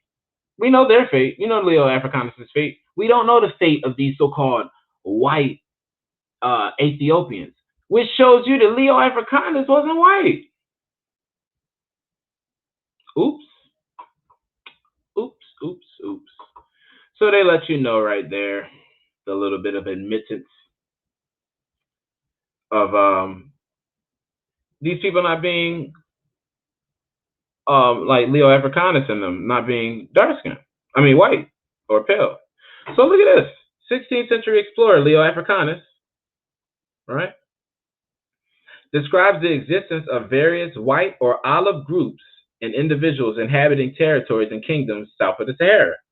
Besides the white, tawny, Mores's, tawny or white Moors, or of former African proconsular Roman province, not the not the empire, not in the kingdoms or nothing, just in the province. Oh. He indicates that such light complected people were concentrated to the Horn of Africa. See, so the proconsul is up here, but they were actually concentrated in the Horn. So every time we put these people in the corner, every time, blocked off in their own little secluded place, so they don't come down and interfere with any of the people of the community. But anyway, comparing such and also native populace of the significant portion of denizens in the Mogadishu, so on the Mogadishu Sultanate. Leo Africanus writes that most of the inhabitants were Kafri, pagan Negroes. Kafri. This is kafir. This is the Arabic word to mean non-believer. So it's funny how they switch it to mean black, but it actually in Arabic means non-believer. Pagan Negroes, English language Negro term didn't know. So here we go. Using these terms to put on. I thought we were talking about Tawny and white Moors. Somehow I start talking about Caffrey and Negroes. Are the white Tawny Moors being called Caffrey and Negroes?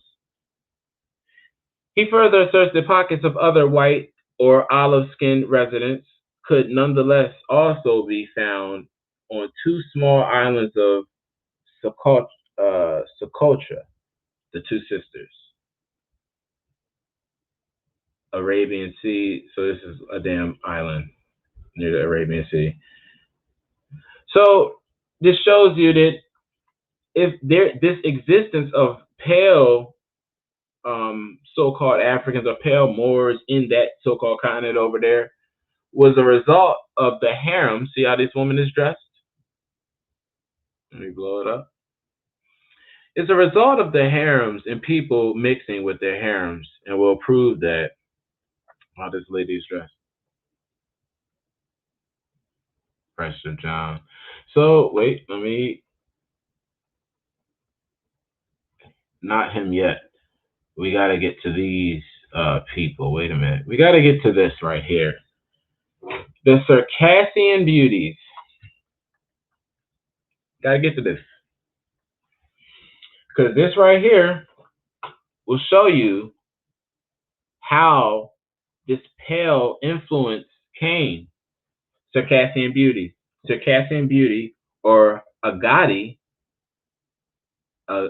Agadigi beauty, Romanized Agigi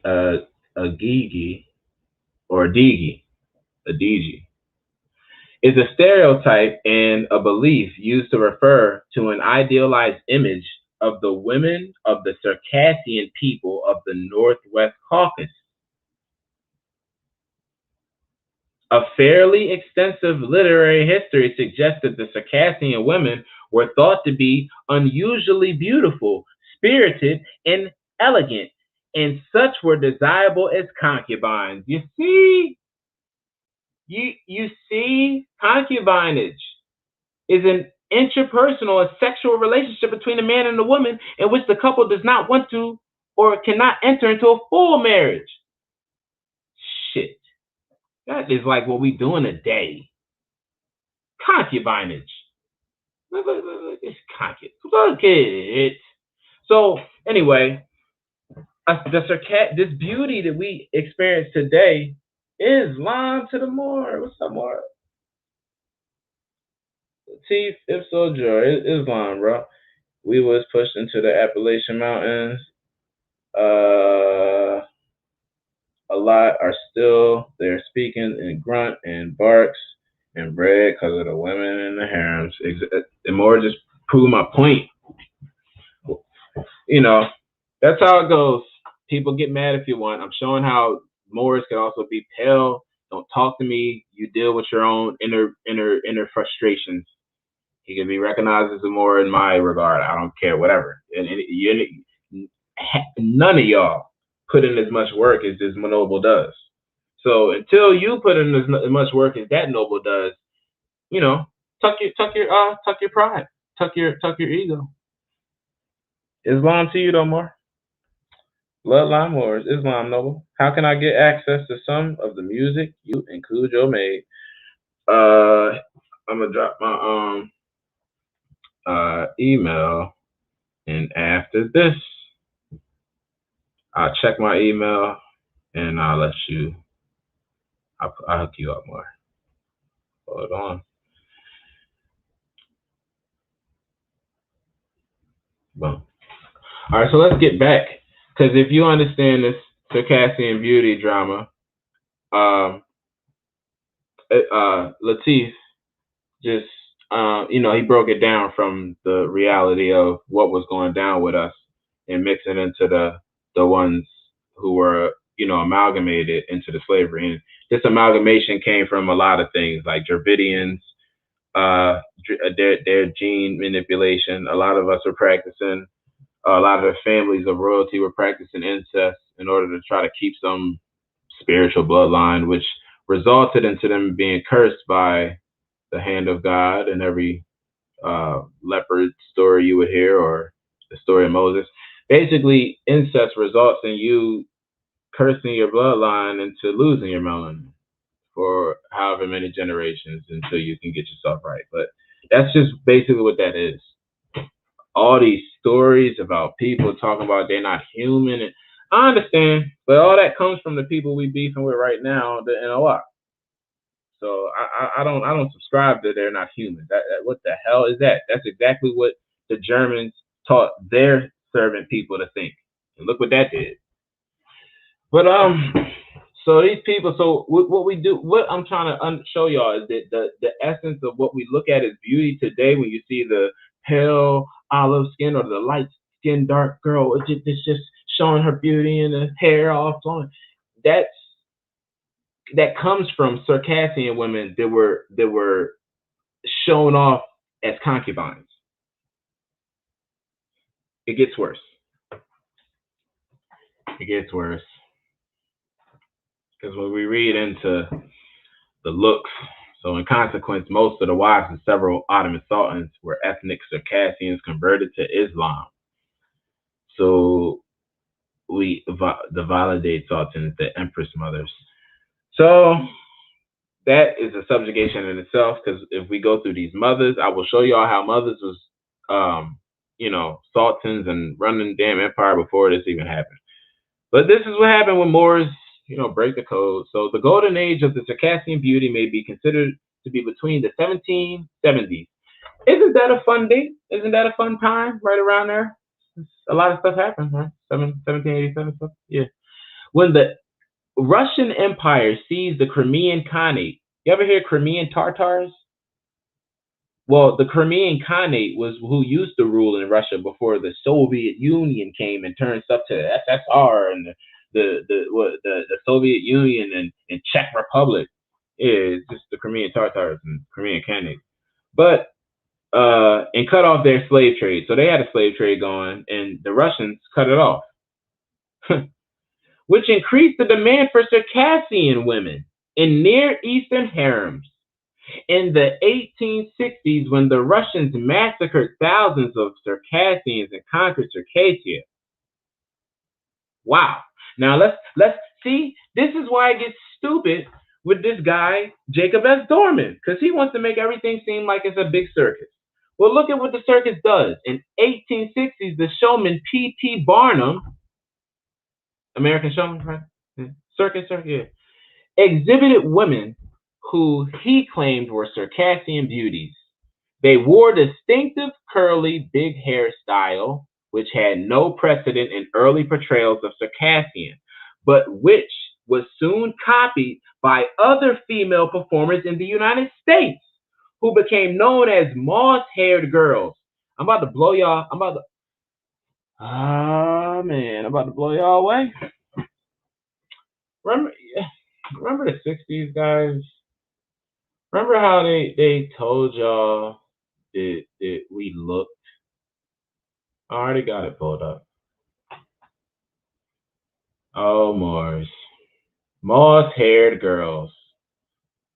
Could you believe that the moss-haired girls is the afro that our women was rocking around in the 50s and 60s, and the afro picks in the black of the hair, talking about, see, bad hair, and talking about, oh, my hair nappy, I'm just, wait, no, black and I'm proud. Sorry, not hair nappy, black and I'm proud, black fist in the back of the pick. See, afro. Well, yeah. So Afro pick, right? See? So what is going on? How is the Afro the look of the Circassian that was kicked out of the harem? This is the harem look of later times. Mosshead Girl, The Confessions of a Circus Performer. So you want to talk about the circus, right? After they subjugated the truth, they put in the circus to, get your mind away from the truth. So the circus is only to circumvent your mind away from truth. That there was a history of people that didn't look like this. Remember, the women didn't have a history of looking like that, but everybody started copying it, and it was the look of the concubine. Let's do something here. Circassian. Seeing women in garb. We got to do it. We got to do it because they're not going to show you what it fell from, so we can see exactly what they took from us. And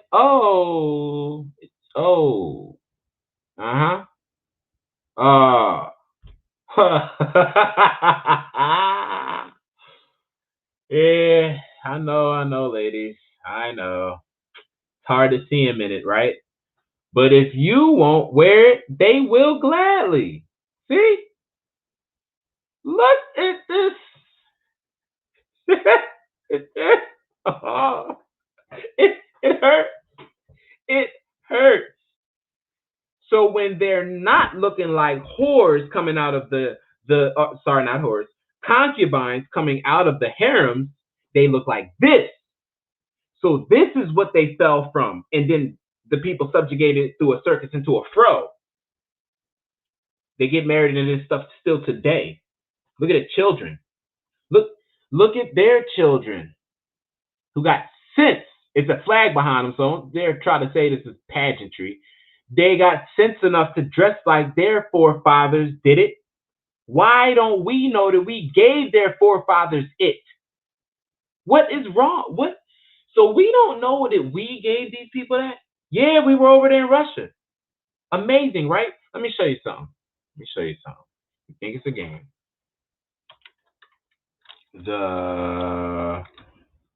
What was it? The Moor and his Circassian slave.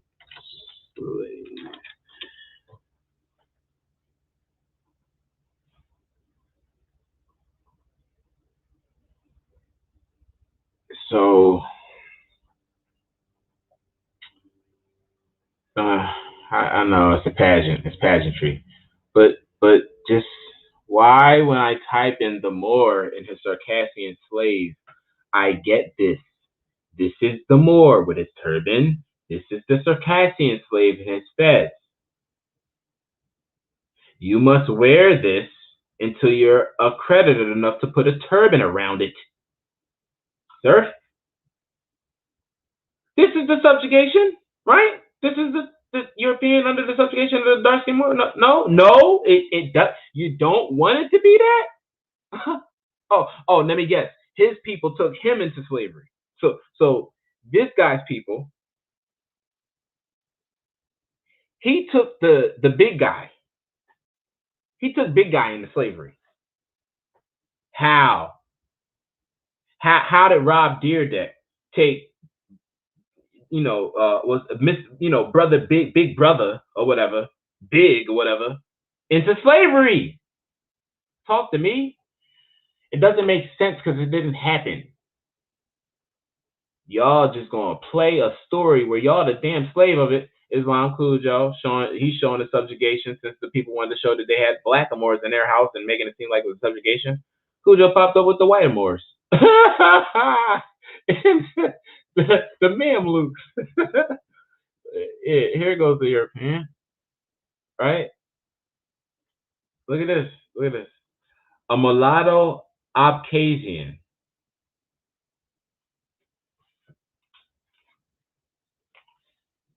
Is on. What the hell happened?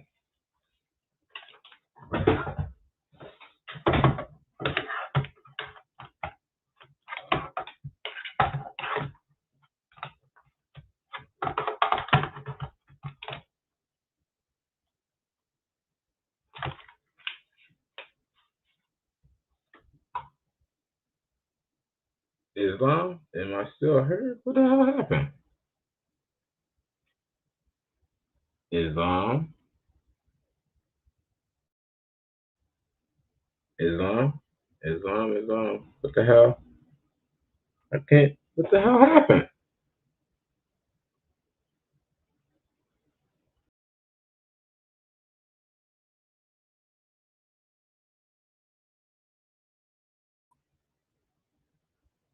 Islam?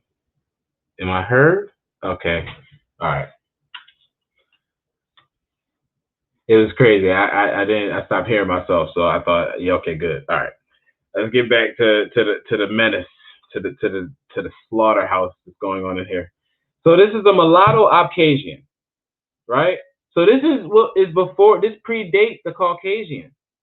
This guy predates Caucasian. This is Abkhazian. See the fro, right? And if he's in his full garb, he has the fez and turban on. Abkhazian is before the Caucasian. So let's get into it. Hey, I see the nobility over there in the corner. Let's get into it. Let's get into why this is important. So now we get back into the white Ethiopians. Makes sense now? Now does it make sense? When you're looking at this stuff? White Moroccans and white Ethiopians, all this stuff? Make sense? We mixed, we was going in the Luque Ethiopians. The Luque Ethiopians, right? Were Berbers who penetrated southward into the desert, right? Berber is another way of saying, you could also say that means caveman, just like another way of saying Cherokee, right? Cave people. Never mind. But that's just, it goes and goes and goes.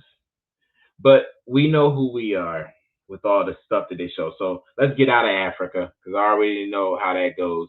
I wanted to show y'all something specific in this. That's why I even went to it. Okay. It's down here somewhere.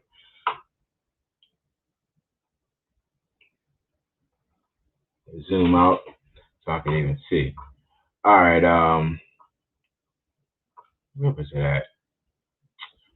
Got to skim through this a little bit because this is some. I wanted you to see something in here. It was pretty interesting. Is it this one? No, it might be the next one. So we got that out the way. Now let's put it back into perspective, right? Prester John. Have y'all always ever heard of Prester John? You ever heard of Prester John?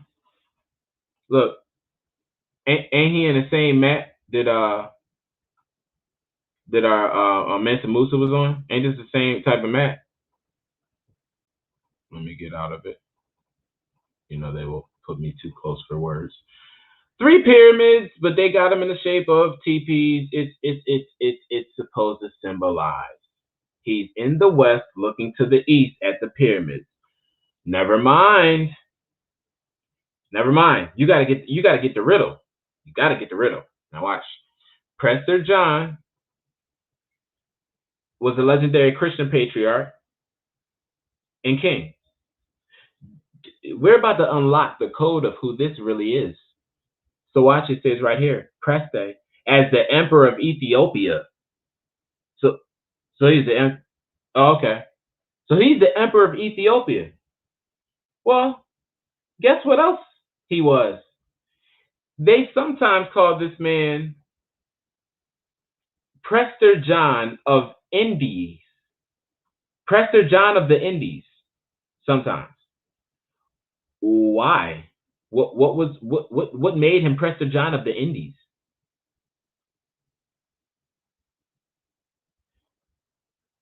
We're about to okay, so let me leave that there because I don't want to jump.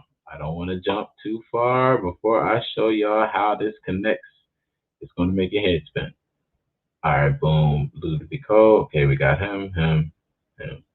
It's one more thing I need pulled up. Okay, here, the East Indies. It said expelled the black tribes. But see, when they saying black, it's no telling what they're meaning at the time because these people switch up stuff as it goes. Like 1 minute black means pale. That 1 minute is that they're talking about actual brown people. The other minute it means subjugated. It's too much when they start to play with that because we already know it's a label. But look at this right here. Historically, the king of Abyssinia, right, as we know, was Prester John, right, of the Indies, right? Since part of the world was imagined to be one of three Indies. So that part of the world was imagined to be one of the three Indias. Huh? There's three Indies? Oh, man. So for us to try to make America the old Indies, it's like, no, it's the new Indies right here. West Indies, also called New Indies or Little Indies, the small Indies. So what was Big Indies? What's Great Indies? India. Oh, oh, oh, but so so it's showing you that East India at a time was also Abyssinia. One of the three Indias was, so Abyssinia or Ethiopia was East India, right? The crazy part, didn't they say the whole of Alkebulan was at one time called Abyssinia? So wouldn't that make the whole of Africa at one time be the India? Hmm. Hmm.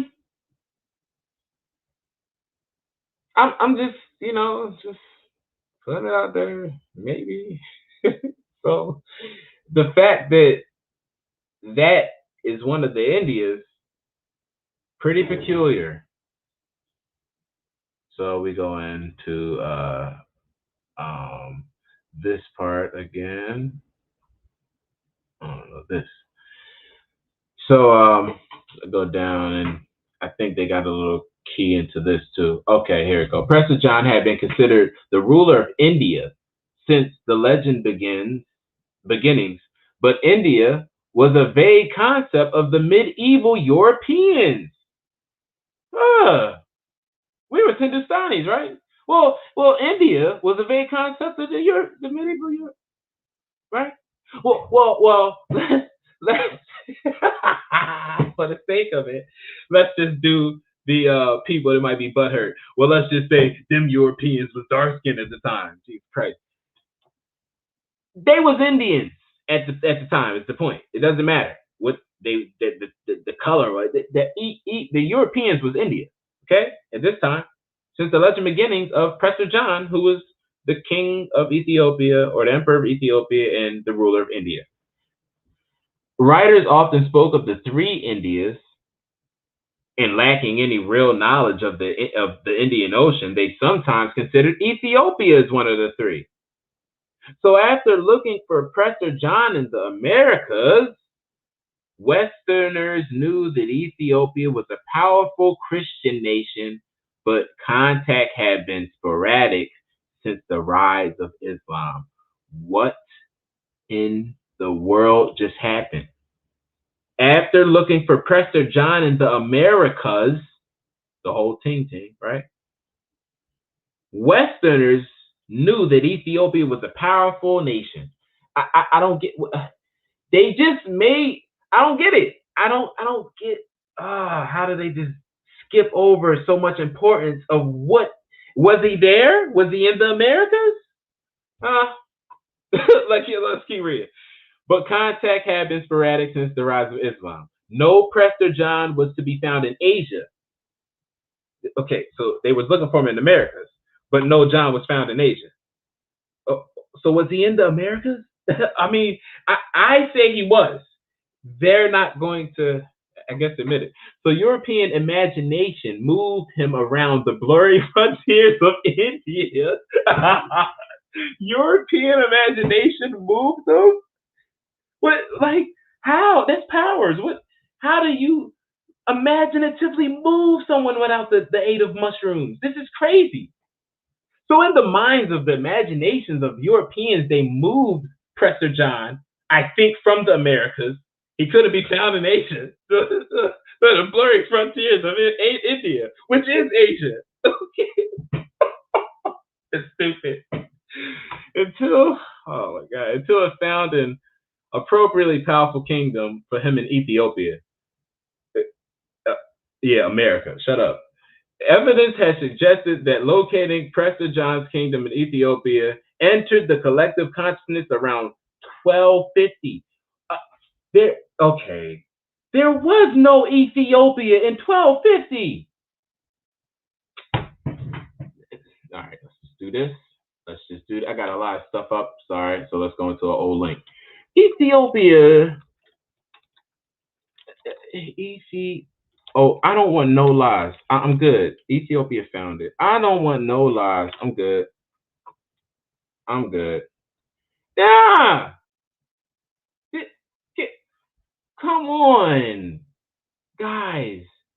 No, forget all of this BC crap. Forget all of that. No, this is crazy.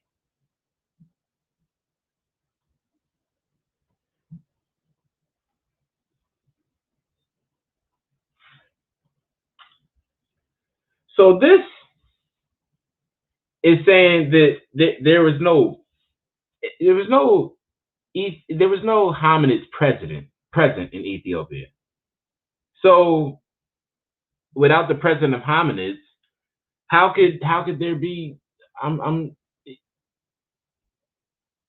how could that be an early finding of them where people came from in Africa if it wasn't until 1963 that they had the evidence of the presence of ancient hominids? What is a hominid? But anyway, they said they didn't find it until 63. So let's try to give a date to when Ethiopia was made a state or made Ethiopia, because they'll lie, because it was always Abyssinia. So how could it be back in the day that if it wasn't even? We'll get some truth. We'll get a date. Foreign affairs. We'll get a date. Somehow. No, they're not. No. Gondor. Nope. It's not called Ethiopia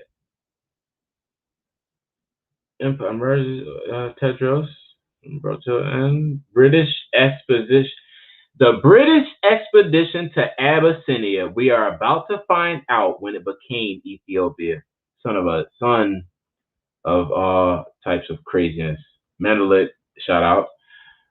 In 1865, Sahel Mariam escaped from Magadala, abandoned his wife, and survived in Shiwa, and it was there acclaimed as Negus. So they become Negus, and they escape their slavery, and it's so subjugated. The Ethiopian-Egyptian War. Ethiopia was never colonized by European power, but was occupied by Italians in 1936.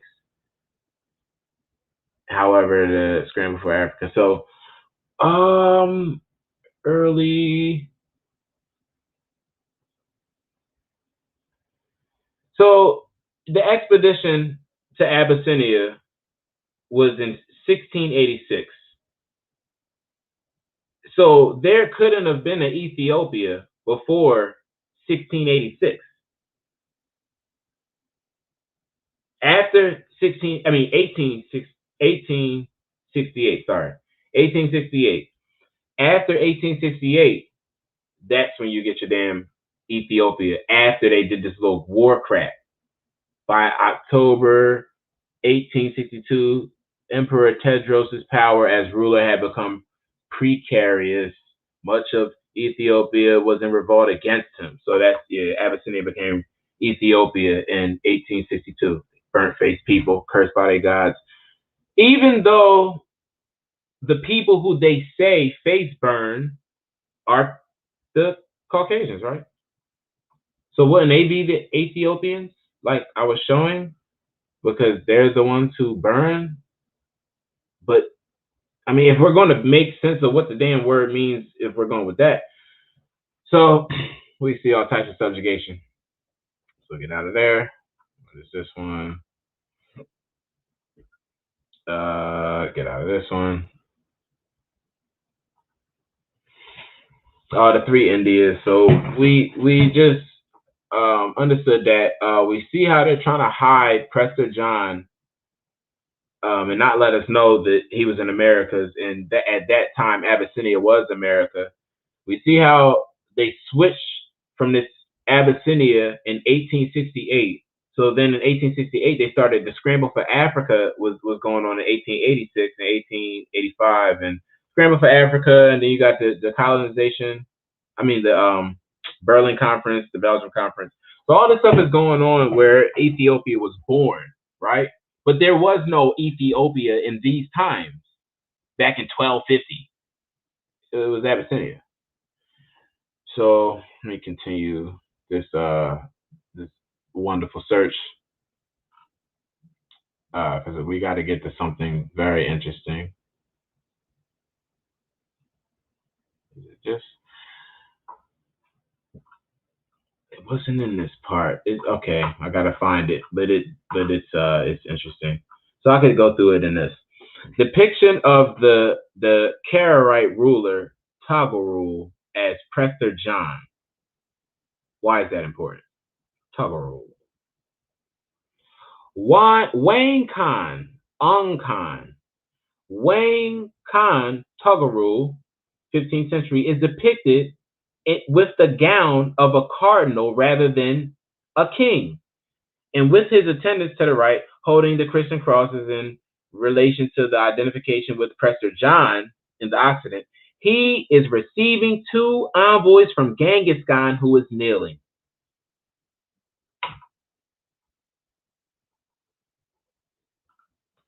Why is Genghis Khan giving him envoy?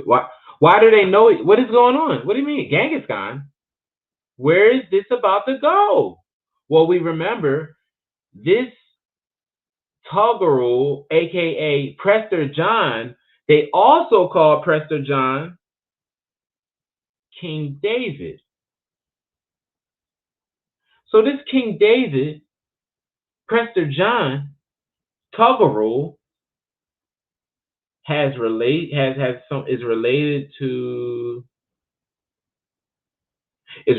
to Genghis Khan in some way. How? What is going on? They say that this guy is related to one of the three wise men, the three magi. Okay, what's so special? Who is this guy? Why is he so special?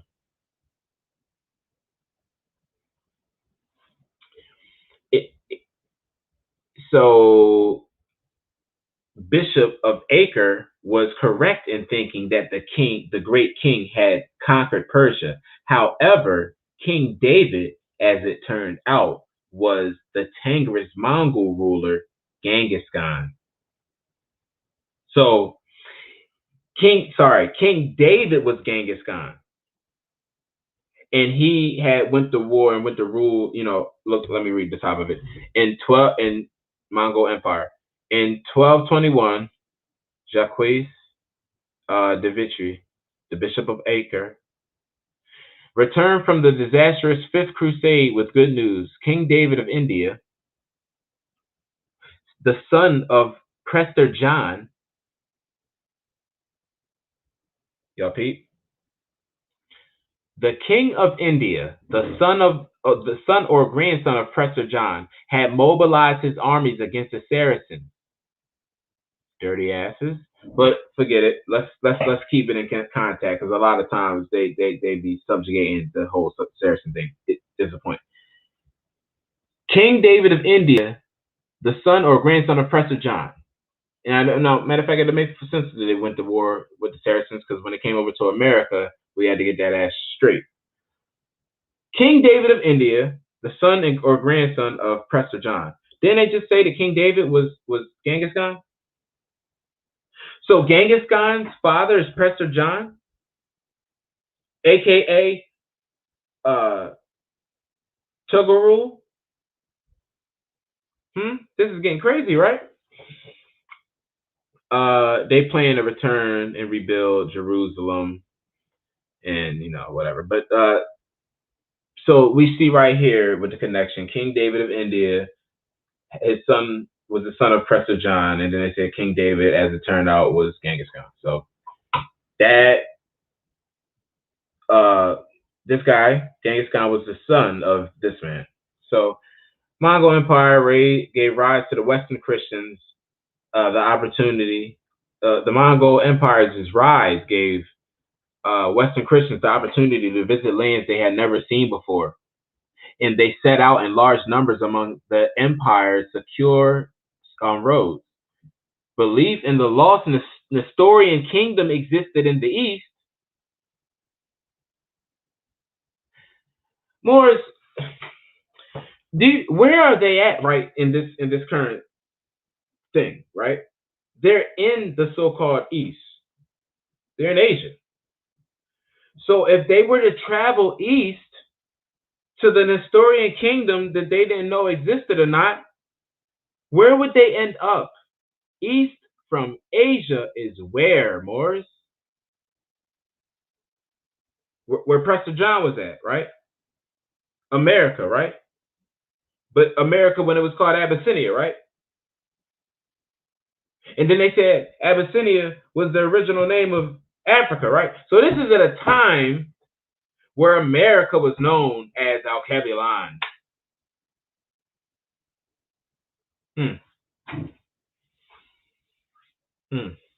The link between Prester John and Genghis Khan was elaborated upon at this time, as Prester John became identified with Genghis Khan's foster father, Togarul, king of the Karaites, given the Jin title Agon Khan, Togarul.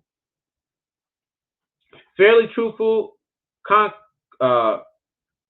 chroniclers and the explorers such as Marco Polo, Crusader historian Jean de Joinville, and the Franciscan voyager Ordic de Pordenon stripped Prester John of much of his otherworldly veneer, portraying him as more realistically earthly monarch. A realistically earthly. Why they take him away from his spirituality? What for? Odoric places John's land to the west of the Cathay en route to Europe and identified its capital as Kasan. Variously interpreted by translators as a number of names and places and names and locations. Jonesville described Genghis Khan in his chronicles as a wise man who unites all the Tartar tribes and leads them into victory against their strongest enemy, Prester John. So now they got him fighting? You see? But there might have been some truth because they were talking about how being as though he was adopted, he didn't want to marry his daughter off. Being though Genghis Khan was adopted by Prester John didn't want to marry his daughter off to Genghis Khan's daughters, so it caused him to go to war with them. He conquered and took over. That's how it went in the story. But so I was trying to find this part that they put into this where they talked about the Indians and the Ethiopians being together or whatever. They didn't know. More, we Abyssinians. That's in the point. That proves it. Because if he don't know, like, shouldn't he?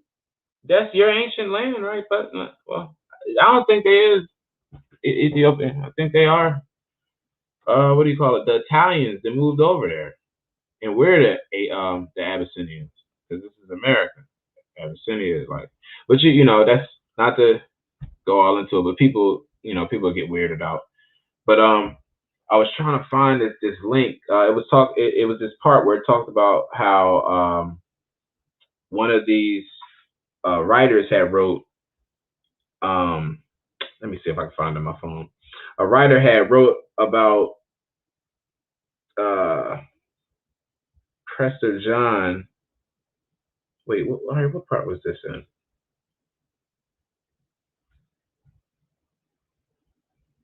It wrote about Prester John and Ethiopia being and the Indians being one and the same. Um, well, I guess we covered that, but it went into more detail. It actually had a line that, from a book that had broke it down. But uh, where did I'm trying to find out if I had it in a. Did I have a link to it so I can pull it up? Sacred text. Do I have that up here? Oh, I think it might be right here. That's the next one. Okay, this one. This is enough. This could do it. I can do it with this one. So this is from a book called The Civilization of India, and it's sacred text. So what we're about to find out in chapter 15 is good. The name, even the name Hindu is Ethiopian. Wow. So it's just, kind of when you know what to look for, you can weave through all of this subjugation. Ancient records of authority made Hind and Sind sons of Cush. Holy crap! Holy crap! Look at how this works. In India, Hindustan, right? Siberia, Sindus Valley. This is all Iberian. This is all Iberian. So the Iberian, uh, the Iberian Peninsula comes into my mind when I see this Hind and Sind, sons of Cush. But anyway, Philostratus in Volitions of Apollyon, so the life of Apollyon or Apollo, liver 2, so book 2, says the Indi are the wisest of mankind. The Ethiopians are a colony of them, and they inherit the wisdom of their fathers. The separation of India from the parent Kushite stock was in ages long before the rise of the so-called Aryans in India. Hmm. Hmm. Hmm. Moors, the separation of India from the parent Kushite stock was ages long before the rise of so-called Aryans in India. So they're trying to show you that they're trying to make it seem like the Indians are just Indians. It ain't because we broke off from the Kushites. Because sorry, it's the Aryans didn't bring the Dravidian understanding. They were already Indians before that. It wasn't a broad in thought. So the Kushite stock. Y'all gotta understand Albert Perry, the Albert Perry gene, and how that plays into knocking our history all the way back into the ancient times. It says that our DNA split from the DNA of the regular world 338,000 years ago. So let's put a fact check on that. Get used to this, Moors. This is y'all truth that they're coming out with. Albert Perry. Boom. Understand this new fact and understand how it works when it comes to us claiming ourselves and doing our DNA. It doesn't matter that you do your DNA with 23andMe or Ancestry, as long as you get a Moor to do your genealogy. I mean your genetic test. So you need to understand or find out the Moorish geneticists that are alive and about out there. Go look up on Facebook Tyrone Cannon. I'm just saying. I'm just saying. Just maybe that could be good for you. And for you people who are Aborigine and y'all like that, he considers himself a Creek. and he speaks it. So do your own due diligence. I mean, help yourself. So anyway, the father of all men is 340,000 years old. Are y'all all right? Albert Perry carried a secret in his DNA, a Y chromosome so distinctive that it reveals new information about the origin of our species. Does it now? It shows that the last common male ancestor down to the paternal line of our species is over twice as old as we thought. Does it now? One possible explanation is that the hundreds of thousands of years ago, modern and archaic humans in Central Africa interbred. Please stop with the subjugation. We already understand it. There wasn't no damn Africa. Adding to the known examples of interbreeding with Neanderthal in the Middle East, dodged the hijack, and with the enigmatic Denisovan somewhere in the Southeast Asia. Now, I can prove. You got to get a book called and The Forgotten People of the Caucasus. You got to get that. I see her always talk about that book. Get that book, and it talks about how Neanderthals was actually an African people, and they were dark skinned. It's an ancient, old, dark skinned people of African descent. The Denisovans were Southeast Asian descent, and then we say our ancestry comes from Southeast Asia, not Africa. And we can prove it, but Anyway, let me keep reading. Perry, recently deceased, was an African American who lived in South Carolina. So he was like us, just like us, in fact.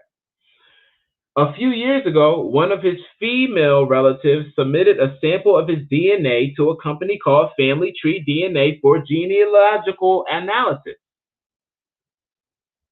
So she submitted his DNA to the company.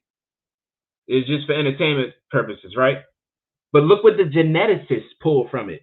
Geneticists can use such samples to work out how we are related to one another. Hundreds of thousands of people have now had their DNA tested. The data from these tests has shown that all men gained their Y chromosome from a common male ancestor. This genetic atom lived between 60,000 and 140,000 years ago. All men except Perry, that is. Damn. When family tree DNA technicians tried to place Perry onto the Y chromosome family tree, they just couldn't. His Y chromosome was like no other so far analyzed. Deeper roots.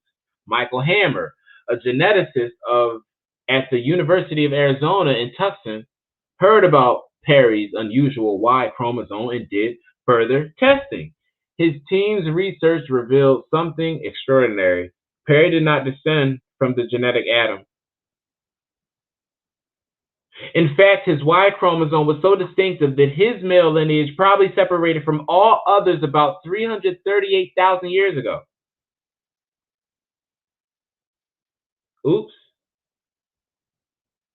The Y chromosome tree is much older than we thought, says Chris Tyler Smith, Dash, at the Wellcome Trust Sanger Institute in Hinxton, UK. Who has not involved in the study, of course, who was not involved in the study. So y'all got the damn research and data, but y'all wasn't even involved in it. Why y'all talking about it?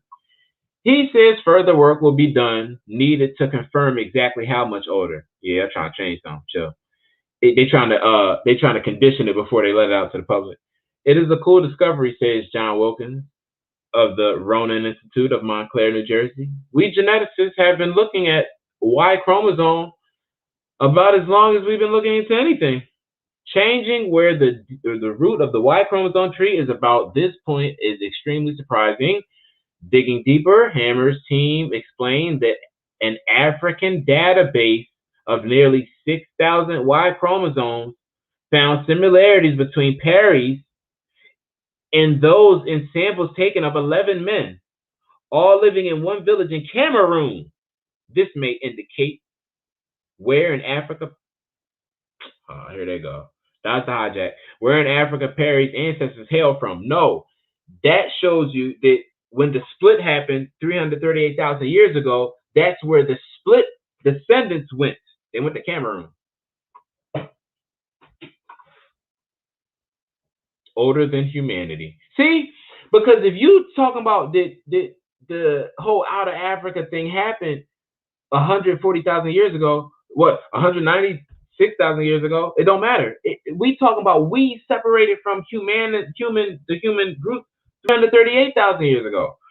And they found that from a person in America. How come they can't find that in African?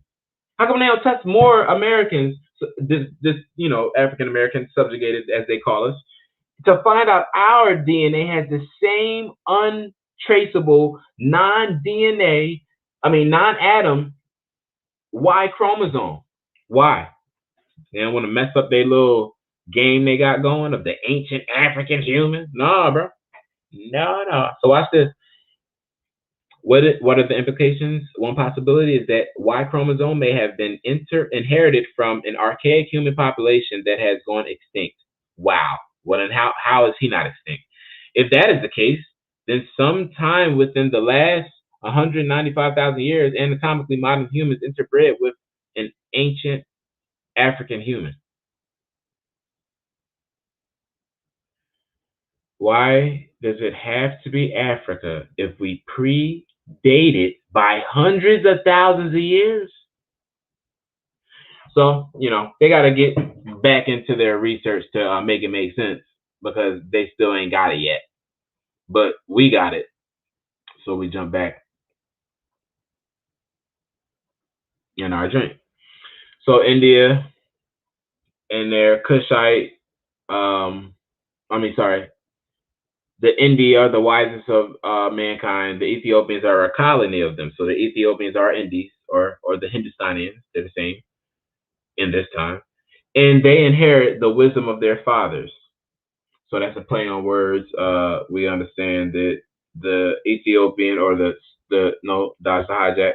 The Abyssinian king ruler was Prester John. His son, who inherited, was Genghis Khan. And they are. It's so hard for them to say it. They go through everything. Oh, he was adopted. Oh, they went to war. Oh, he might have been fighting. It's like they just don't want to admit it. So, and we understand he was Togurul, so he was an Asian. He was from the Mongolians. He was of the Mauryan Empire. You didn't know that the Mongols were of the Mauryan Empire? We'll get there. The older Greeks always try to have scared secret ways. Oh, so this phosphorus joint. That's where you can find. I just wanted to pull this up to show you the Indies are the wisest of mankind, and the Ethiopians are a colony of them. So we move on.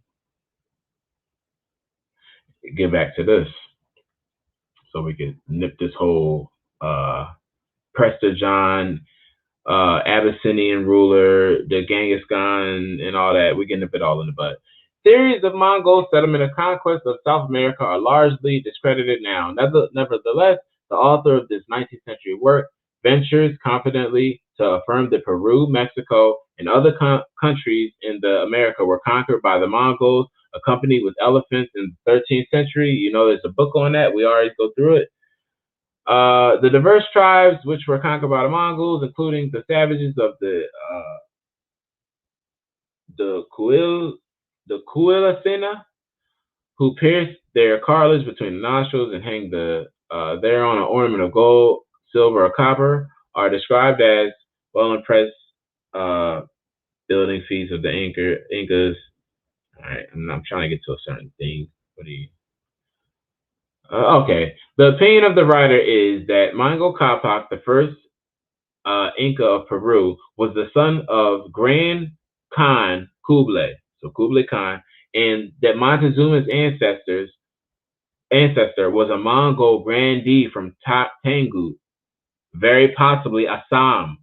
So these dudes is all like, y'all Muslims and stuff? Y'all Asiatic Muslims descendants? What? Yeah. So this is what is talked about a lot. Nobody wants to talk about it, but that's what it is. And Kublai, Grand Khan Kublai, or Kublai Khan, was the grandson of Genghis Khan, making the great-great-grandfather of Mango Capac Genghis Khan. It goes and goes. hmm And then in this Indian one, they go into it too and show you how they make sense of it. Uh,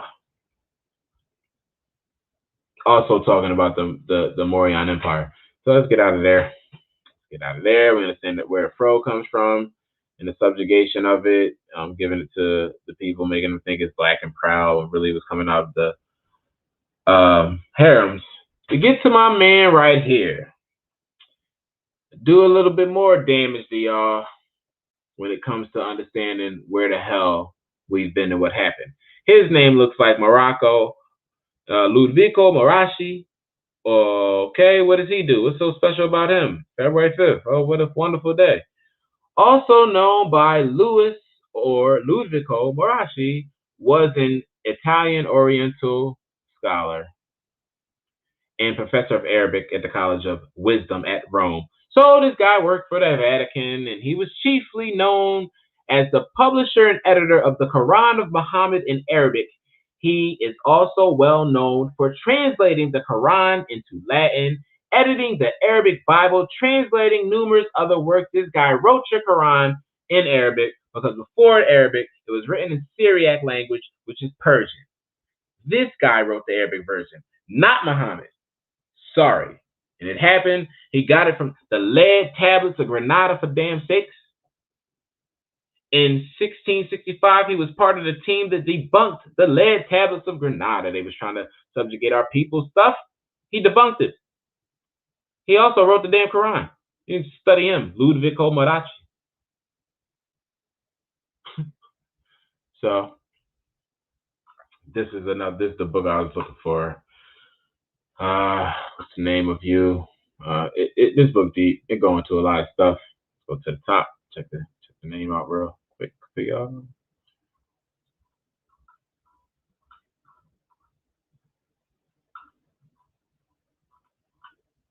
Okay. The works of Herbert Howe Bancroft. The works of Herbert Howe Bancroft, Volume 5, The Native Races, Volume 5, The Primitive History. Okay, San Francisco, A.L. Bancroft and Company publishes 1883. So we'll check out what the heck.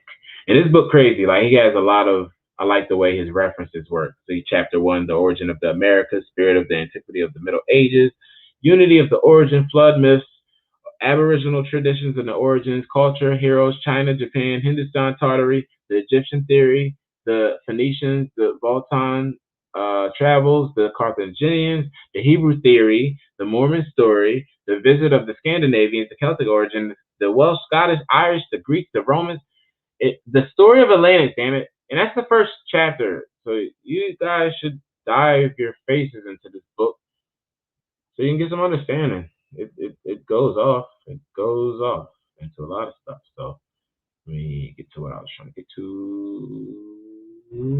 44. Okay. So this right here ties in further that I was talking about Genghis Khan and them. A book to put on the record. Rankings of the narratives of personal history and exploits of all these kings or Incas, and even goes so far to give the still engraved portrait of each. And he's talking about this dude that was writing about it. And in this book, John Rankings, and they was going in on him trying to make it sound like he was making stuff up. But then I just proved it to y'all. Who was who and what was what and whose family was what. So let's keep on going. But then he also gives a description of 2 living unicorns in Africa. You can go look it up for yourself. It's in the book of the book where they talk about the conquest of Americas by the Mongols in the 13th century. Go get that book. That book is crazy, and this is where all that guy John Rankings, he mentioned that in this book. So the name of the first Inca was Mango or Manco Capac, which says ranking, was also the name of the brother of the predecessor of Kublai Khan, which is true. Mango Khan was Kublai Khan's brother, making him Mango Kapak's uncle. So, see? Well, that's not the actual him, but this is the guy, Mango Khan. And they call him Mangu also in shoot. For all we know, um he probably Genghis Khan is probably named after his uncle. I mean, no, my fault. Mango Kapak is probably named after his uncle, Mango Khan. Mango. So, makes you think. He who sent out the expedition against Japan, so Kublai Khan, brother Mango Khan sent out the expedition against Japan. The first Inca of Peru, he believes, was the son of Kublai Khan and refers to the readers to his portrait of Manco Capac, that he may compare it with the description of Kublai given by Marco Polo. The wife of Manco Capac was named Koya Mama Oela Huaco. She was also called Mama Sheik. Mama Sheik. Mamam Sheik. As the mother of her relations and subjects. So she was ruling. Purchase mentions a queen of the contrary of the Shuromugula, whose name is Manshika. So it's drawing the conclusions that both sides of the lands have both people in it. So if they look in the Incas and they find a woman named Mamamshik, and then they look over in so-called Mongolia and it's a woman named Manshika, then it's drawn the conclusions that this is the same people. They're just playing around with what location they wanted to say they were at a certain time. But I take South America. And you can go through this book and it has a lot of good stuff in it, like this. Ogus Genghis, ancestor, at 1 year of age, miraculously pronounced the word Allah, Allah, which was the immediate work of God, who was pleased that his name should be glorified with the mouth of this tender infant. So Genghis Khan's little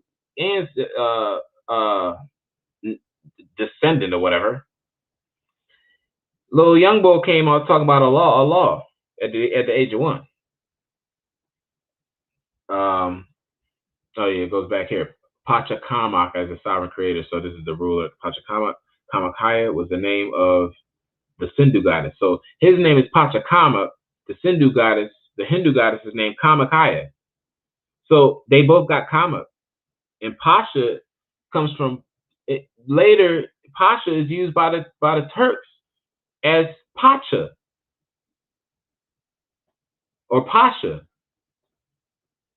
So it's Pacha, even Pachamama, Pachacamac. This Pacha is the title that became Pasha. Kamak is a sovereign creator and title from the Hindus. So there's a lot of history in our people. Haile was the burden of every verse of the songs composed in the praise of the son of the Incas. Ogul Genghis, ancestor, at 1 year of age, miraculously pronounced the word Allah, Allah, which was immediately work of God, and they was praised. Now this is with the similarities we draw. Thus, Mr. Rankin thinks it is highly probable that this Haile is the same as the well-known Hallelujah.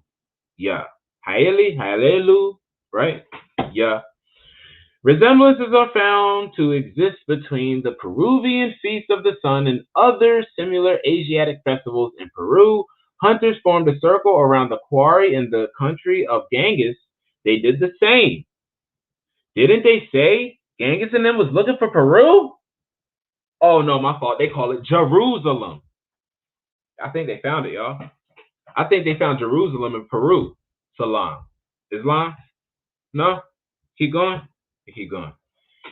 In Peru, the hunters formed a circle around the quarry, and in the country of Genghis, they did the same.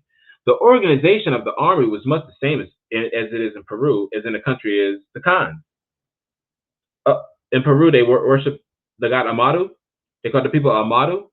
So if they were to mix with the Khans, or if they were family with the Khans, wouldn't that make Amadu Khan? No? Keep going. The weapons and musical instruments are also very similar. In the city of Cuzco, not far from the hill where the citadel stood, was a portion of the land called Colcampata, which none were permitted to cultivate except those of royal blood. Colcampata, royal blood. At certain seasons, the Incans turned up the sod here amid much rejoicing and many ceremonies. They turned up. The side here. Okay.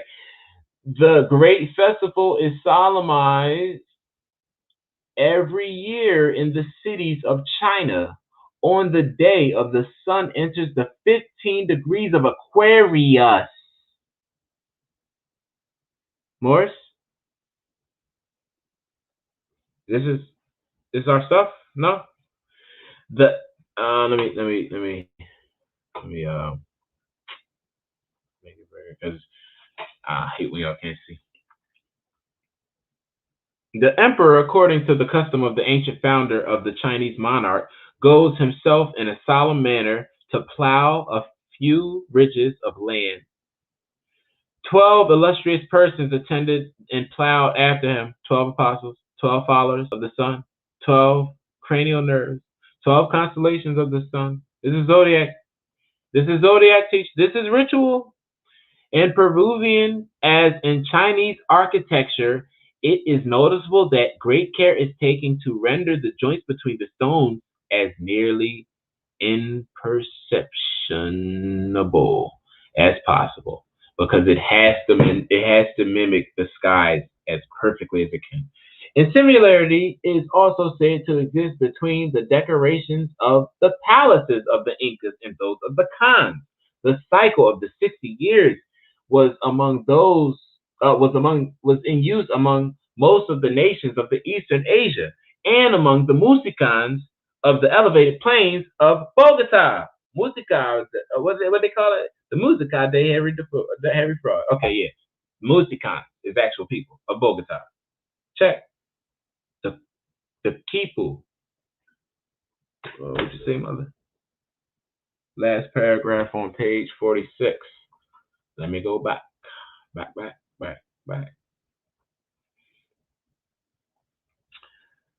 The latu, or headdress, of the Incas had the appearance of a garland, the front being decorated with a fresh colored tuft or tassel.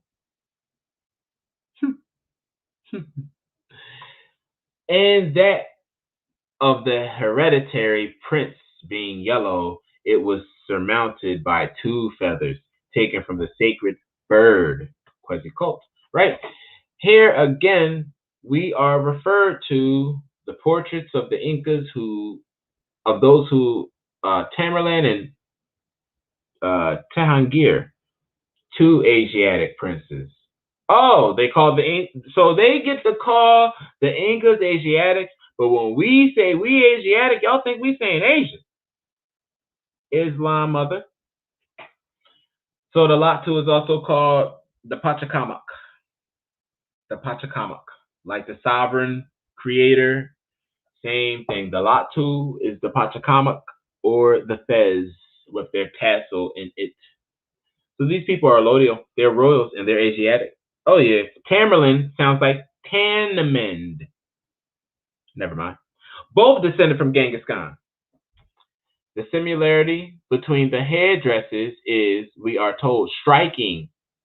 If allowance be made for the difficulty the Incas would experience in procuring suitable muslin.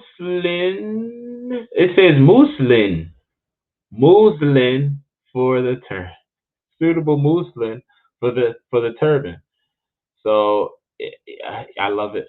I love it. The plumes are supposed to be in some type of way connected to the sacred owl, aka the owl title of the Mongols.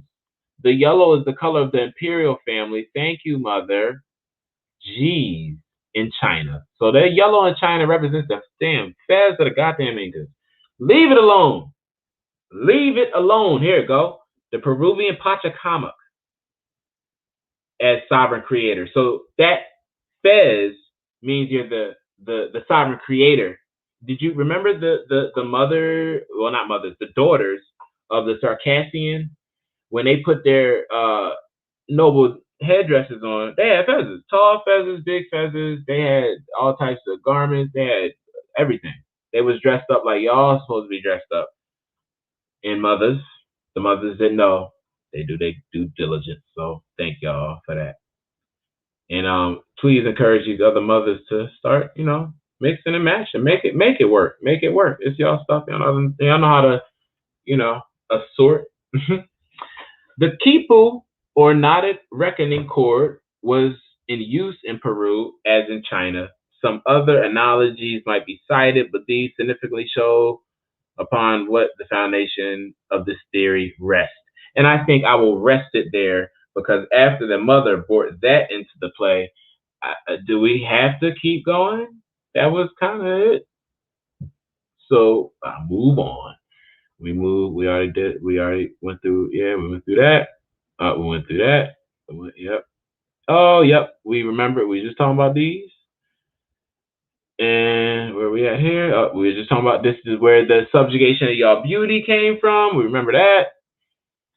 Can't watch this, but this was about Biden when he was talking reckless to the so-called Black Caucus, where he told them, he said, the European is going to be a minority come year 2040. You hear me? You guys are going to have to start working with the Hispanics who already outnumber you based on the raw data. He already looked at it. So he let you know two things. One, that by 2040, white Europeans are going to be the minority. By 2040, blacks are going to have to start working with Hispanics because Hispanics outnumber blacks. Good thing Moorish Americans don't count into that number because Moorish Americans count with the Hispanic later. So enough of that. What was in this one? A lot of the videos we didn't get to watch. You see it right here. Joe Biden drops N-word and makes other racial disparaging remarks. I was going to give you all that one, but it doesn't want to. So probably good because they probably chopped this video. He said the N-bomb. This when he had hair. This when he actually was Joe Biden. I don't know who that guy up there is, but it's not this guy that you're looking at right here. That guy is so supposedly the whatever commander in whatever the commander in Sagamore Wabash. He's not this guy. So I don't know what happened. Some switcheroo replacement majiggy, but this ain't even the same guy from before. But he said the N-word. If you wanted to hear it, you can go look that video up. Go next. These videos aren't going to play, so I'll skip them. And there was some special stuff. I'll drop it later and some other stuff because I got tons. Okay, this guy. It's not going to play, so don't worry about it. I just want you to see him. This guy, right? He was doing a video in Ferguson, like 3 years before Mike Brown incident. Let me wind it up so you can get a good look. This guy did this thing, right? So then in this other video, this same guy is the guy that starts harassing Don Lemon when Don Lemon comes up to the let me see if I can find it. Don Lemon almost gets arrested. Let me see. You don't even need to hear it because all you need to do is remember how that guy looks. No, let me do it in another video. Let me do it over here. Yeah, we don't even need to see those. Don Lemon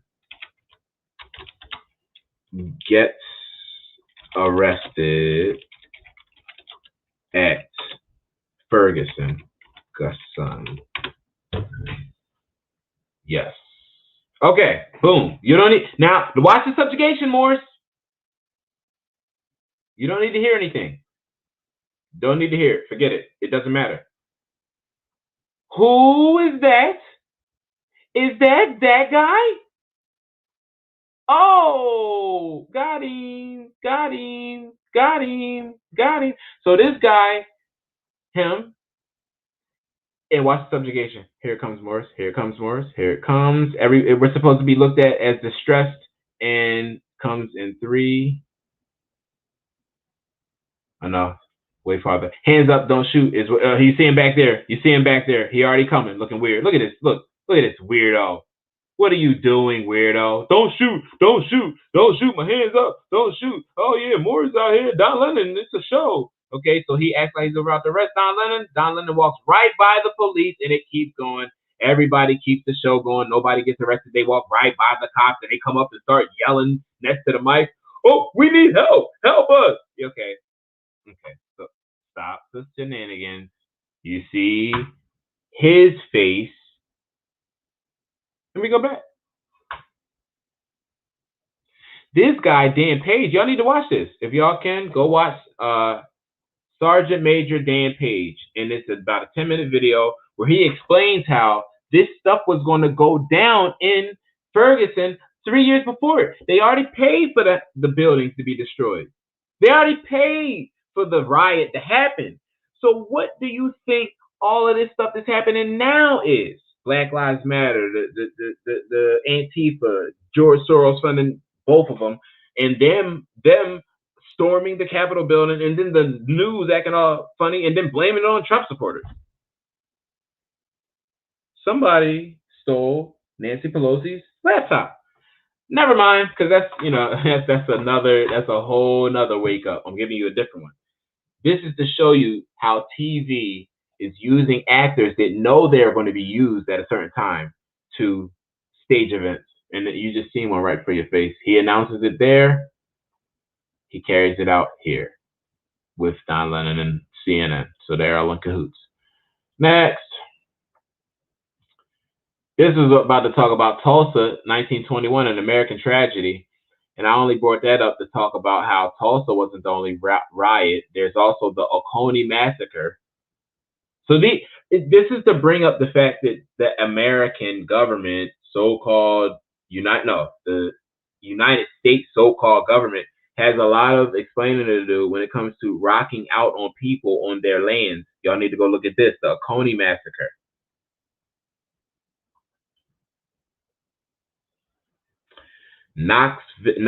Knoxville's Red Summer, the riot of 1919. This one too, Morris. Y'all need to see it. I wish this stuff would play, dog. Oh, I had it set up for y'all. It was so good. Well, whatever. I'll get the sound working, and I'll do one where we could get the actual videos going.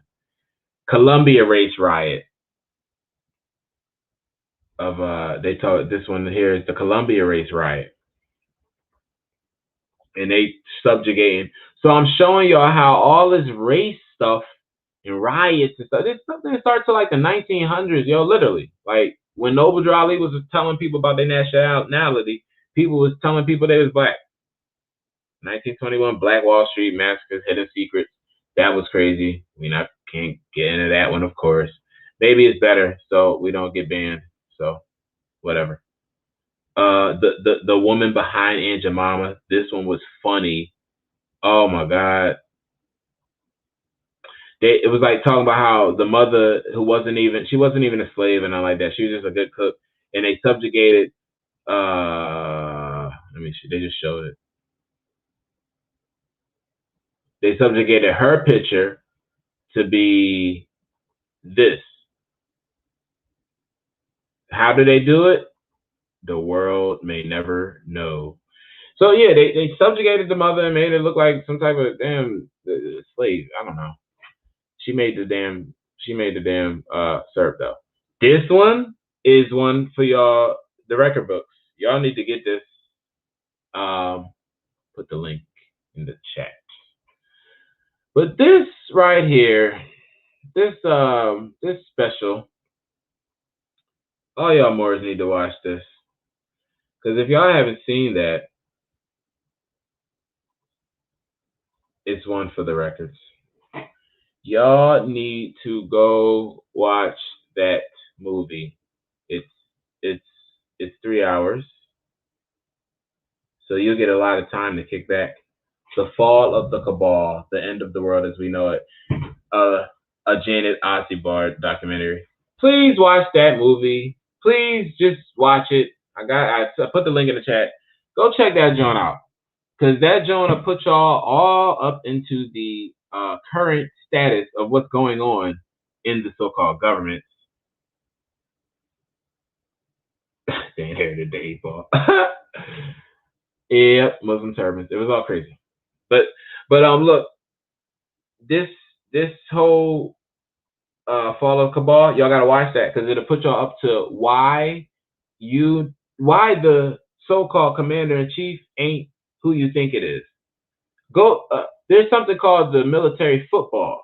The hold up.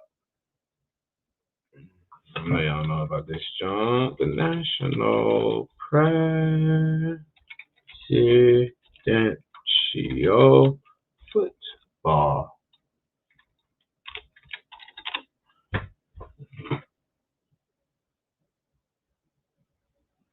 Nuclear football.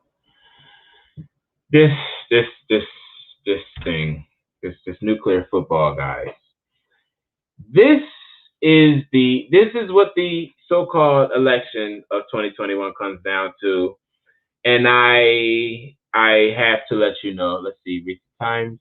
As the football is required to be near the president at all times, the aides carrying it frequently appear at press photo shoots. In February 17th, no, we don't need to know about the February 17th. On January 6, 2021, during the storming of the United States Capitol by rioters, secret footage displayed during the subservient Trump, no, we're not even going to read what the hell that even, the hell, showed Vice President Mike Pence alongside a carrying a backup football being hastily evacuated from the Senate chambers. While the vice president was sheltering in his team and his family, the football was within 100 feet of the approaching rioters. Its capture during the event could have resulted in loss of sensitive intelligence surrounding pre-planned nuclear strike options. It was later reported that the military officials did not know about the dangers the football was in during the riot. Following Trump's failure to secure the second term, he did not attend Biden's inauguration, first time in history. The previous president didn't attend the current one. When the football is normally handed over, instead, Trump's football remained with him while the second one accompanied Biden. At the 12 p.m. transition time, the codes in the president and Pence, who did attend the meeting, talking about Pence, football were deactivated. And those in Biden's and incoming President Kamala were activated. They never got the one that the military guy for Trump had. They never got that one. They just have one. So they don't. This is what they were saying, where they were saying Trump didn't have. I mean, Biden didn't have the keys. He didn't have both launch codes, aka nuclear footballs. Touchdown, guys. Halftime show. You need halftime. First down in inches. Look, that's why Biden read his oath early. It was before 12 o'clock. So you violated military. Trump gave the ball up and said if he do it beforehand, it's breach. Never mind. Going into stuff. I just need to research the damn shit. It happened before all our faces, and we seen it. It happened right before our faces. We just don't know what it was. I had to research. And this thing, woo, blow it away. So, all right, fall of the ball. I already got that. What else we dealing with?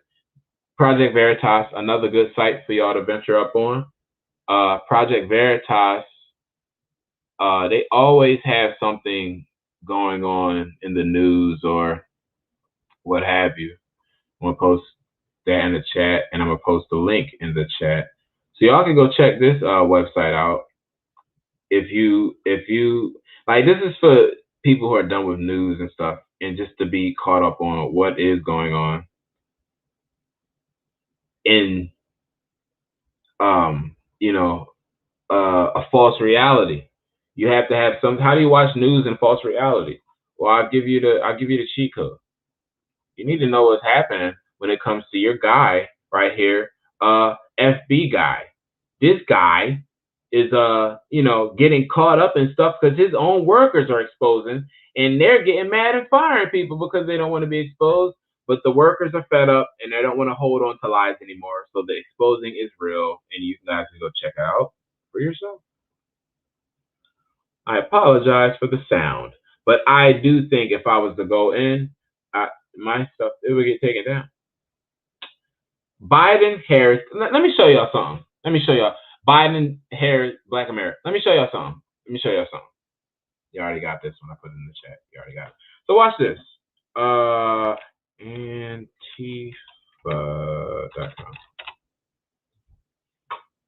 Why? What? No, I'm gonna do it again. I'm gonna do it because y'all don't get it. I'm gonna do it slow.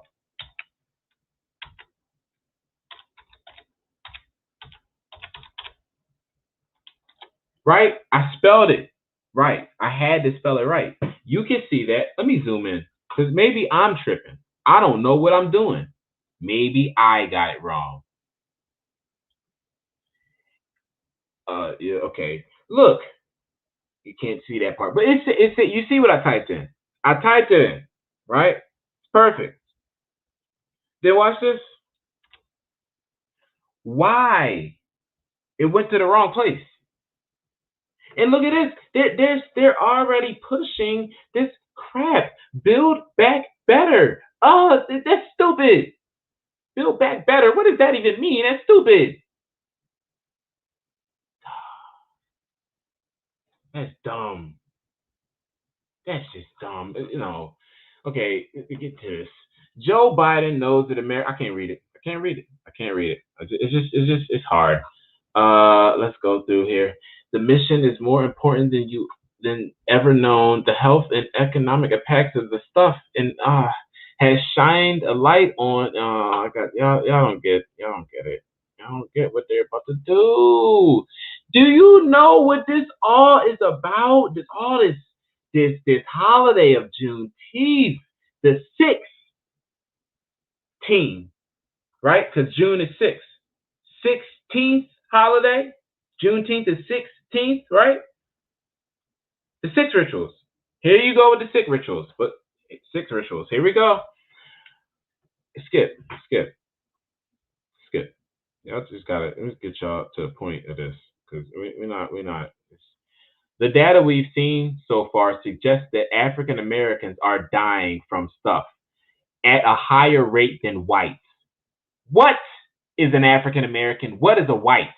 Long-standing systemic inequalities are contributing to this disparity, including the fact that African Americans are more likely to be uninsured and to live in communities where they are exposed to high levels of air pollution. Then why haven't we died already? We should have been dead already. Jesus, we should be dead already. They've been living in there since the 60s. They should be dead already. Now, God. African Americans also represent an especially high percentage of the frontline workers, putting themselves in great risk to sustain the economy and keep the rest of the country safe and fed, and are less likely to have a job they can do from home, forcing them to force assimilation, guys, forced to make a difficult choice between their health and a paycheck. I can't read it. I can't read it. It's not for me. Let me just get one part out of here, and y'all can just research this crap on. This is what this Biden's plan for America, by the way. That's what I'm reading. I'm reading the Lift Every Voice and Sing plan. Damn, oh my God, I can't read it. I can't do this. I see the stuff. I can feel the ritual that went into making this crap. It is bothering me. Stuff is also having a disproportionate economic impact on African American families' lives. Stuff ain't real. African American small businesses have been hit hard. Oh my God. And over 90% of African American homes are estimated to be shut out of the initial relief program due to pre existing systematic disparities in lending. Disabilities of the free persons of color. It's still on. I can't read it. I can't read it. Yo, I can't read it. You want to know why? Because this is the Trump Platinum Plan. I can't. Oh, Jesus, I can't read the first one because of what this one says. Opportunity. Okay, just. Ah, gotta calm down. This is crazy. Okay. By signing into law the celebrated First Step Act, President Trump has brought common sense criminal justice reform to the American people for the first time in decades, while ensuring that our streets and communities are safe for families and business owners.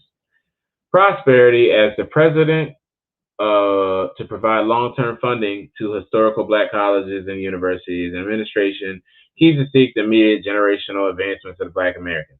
Okay, everybody's black now, but the opportunity zones was happening, the health disparities were addressed, the wide wage gaps were addressed, the education reforms were addressed. Here's another thing. The next 4 years were going to be an increase of the capital of the melanated communities by almost $500 billion, 3 million new jobs for the melanated community, creating 500,000 new melanated-owned businesses, increasing. See, this dude was about to fix all of that crap that they was making real out of some cold crap, right? I can't say it, but the stuff. He was about to fix it. Biden's thing is making it worse. He's making it realize. He's making it real. Commit to working a second step act. So they was from the first step act, they was going to do a second one already. They was going to give way more fiat to everybody, and we wasn't going to have to pay it back neither, because you already seen what he did when he gave the jobs and all the money to the people. So it's just fueling access for capital of the BOBs. $40 billion in government funding alongside traditional private investment. PPP participants, they would have got $40 billion in PPP. No, couldn't get that. They didn't want them. No. Prosecute the KKK and Antifa as terrorists. Damn it. No, that's thrown out. So then, therefore, if he would have did that, Antifa wouldn't be taking me to the White House. Prosecution. No. Niggas is, oh no, they making laws out of Juneteenth. No prosecution. Let's get a law out and make Juneteenth a law. And let's see how stupid the black people were for not knowing they were free for 3 years. Just look at them, how they look. It just looks dumb. It looks dumb. It looks dumb. It looks goofy. Sorry, Grandma, but it looks dumb. Damn. At least we know Trump was trying something. That alone, prosecution, make Juneteenth a national holiday. He was going to do it already. Oh, no, I'm pissed. I'm pissed. You got Biden stealing shit. Look.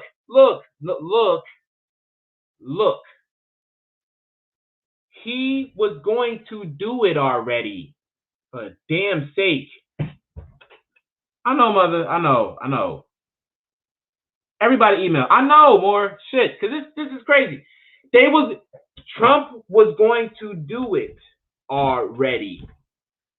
They didn't need Biden. And then Trump had $500 billion for y'all. He had $40 billion for y'all in business. Just prosecute the KKK, fuel black farmers, land. We was getting our land back, land patents and stuff. Fuel melanated farmers and access to healthy foods to address food disparities. So when we get the land patent, we're going to have to worry about food disparities being addressed. Got the healthy food. Man, favorable trade deals to bring back manufacturing jobs. The manufacturing. Noble Drew Ali had manufacturing. Trump wanted to bring it back, but I guess not.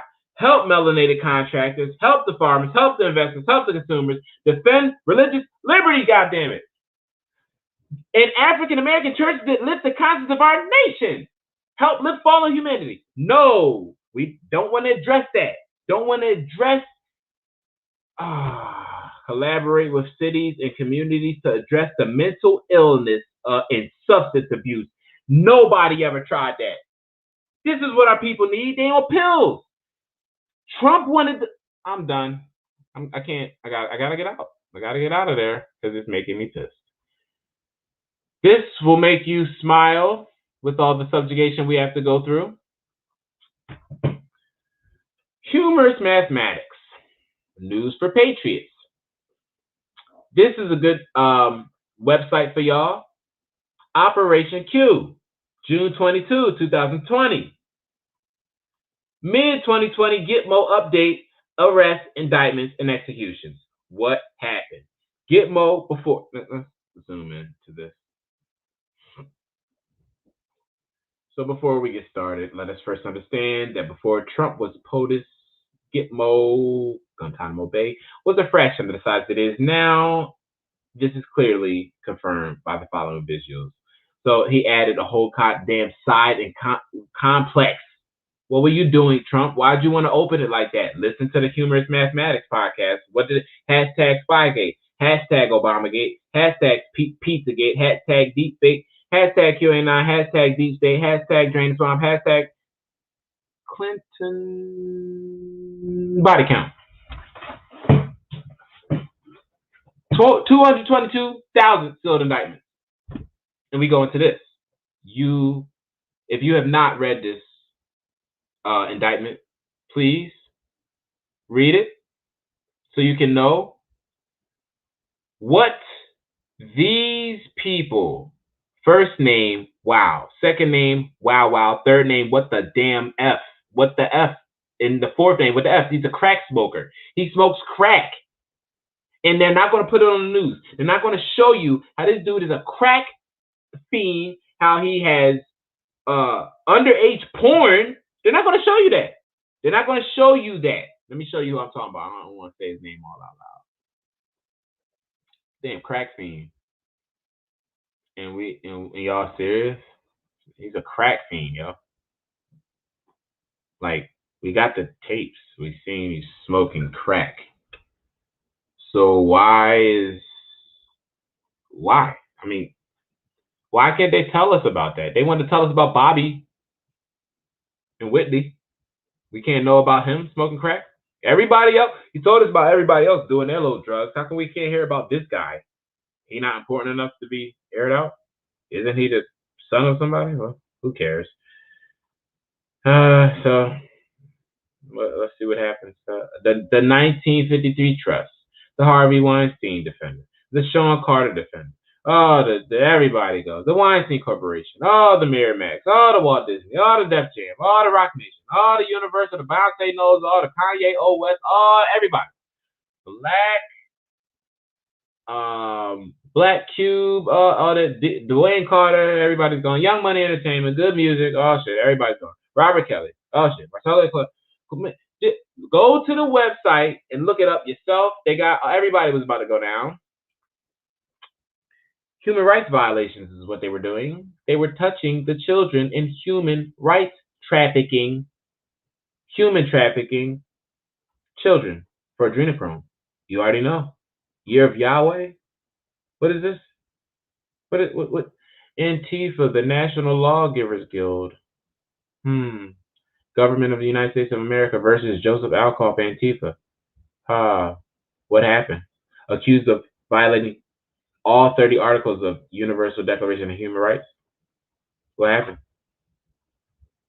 What happened? No booking? No. You still got a damn Antifa? This is a good video to watch. You don't even need the sound for this one. People got given letters during somebody's funeral. It was more funeral than one. Look at the letters get given. Oh, you got one? Not everybody got one. She did.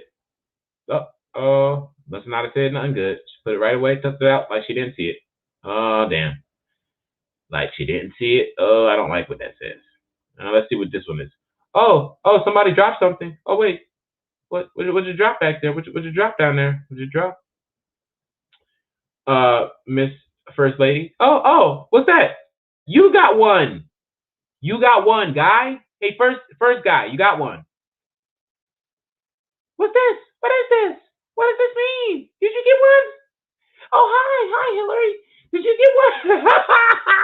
This is stupid. Oh yeah. So yeah. People got served already. This is in 2017. That's why they mad at Trump. It was already served.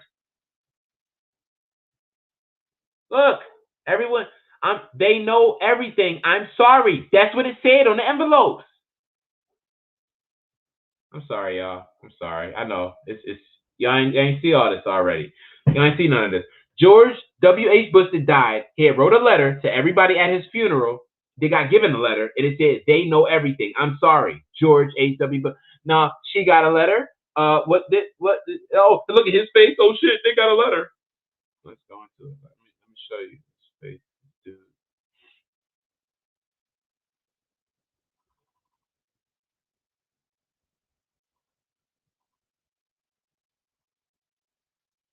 So I can't zoom for some reason. They hating. So Joe Biden looking crazy. Q gives a post from 2018. The post 2608 says,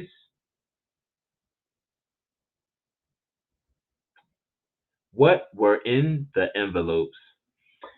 Mind you guys, when he put this post up, nobody knew what he was talking about. They're like, what envelopes? What's this up? The comms. You have to know how to relate these to each other with like they send little secret messages between each other. The so-called deep statesians, these people. So Q has shown certain people how to code like they code, so you can read through their crap and see what was given, and teach his own. Y'all need to look. Y'all can look through that if you're bored. We go through the ankle monitor. We already know why you don't have a show anymore, and why Oprah hasn't had a show anymore, and nobody's shows is coming back. And Boots is on everybody. Remember the Boots? Remember B Dot had a boot. Self quarantine under house arrest is old. But B Dot had a boot. Yeah, B Dot had a boot. B Dot had a boot. So this is probably when they replaced. Just a list, arrest list, and executed some of them. So it got longer. 260 we're up to, and that's only what they're saying. So the players of the game, you can go through this, and it'll tell you everything. The Tribunal is the movie. I went through this already last year. So you already get it. You see this? The fake shots, the wrinkle flag trader crap going on behind this guy. This has already been shown. Trump said he don't trust him because he's a liar. But when he said it, oh no, we can't. People were crying. The following video will help you understand how Trump was able to use evidence of adrenochrome and child trafficking on all countries around the world to get them to capitulate to the plan. This includes royalty, prime ministers, presidents, the Vatican, and all Rothschild-controlled central banks. So stop saying it, y'all. Stop talking about how they control it. They're about to do it. They're going to take the food. They're going to no. Everything's been queued up. This is a Moorish plan by the way. The military tribunals indictments, they already have begun. This is old stuff, guys. We're late. And it's going to go on as a game until we wake up to it. That's what this was about. Give the people a game. It's almost vicious enough that they believe it. And if they don't believe, make it get bad. Make it get, they have to experience death. Near death experience, as Juan O'Savin always says. Are y'all ready for the dismount, assimilation, and Indian names? The dismount. What are you doing with your hand in the lapel, sir? And why are you with a bunch of Europeans? And you look a little Australian, a little something.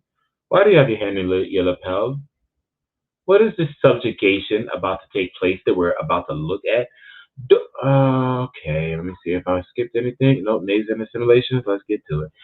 During the last part of the 19th century, the emphasis of the United States Indian policy was on assimilation, no forced assimilation on the indigenous people. According to this philosophy, American Indians, just like other immigrants to the United States, should assimilate into mainstream America. One of the concerns at this time was the lack of surnames among Indians. Just like other immigrants to the United States?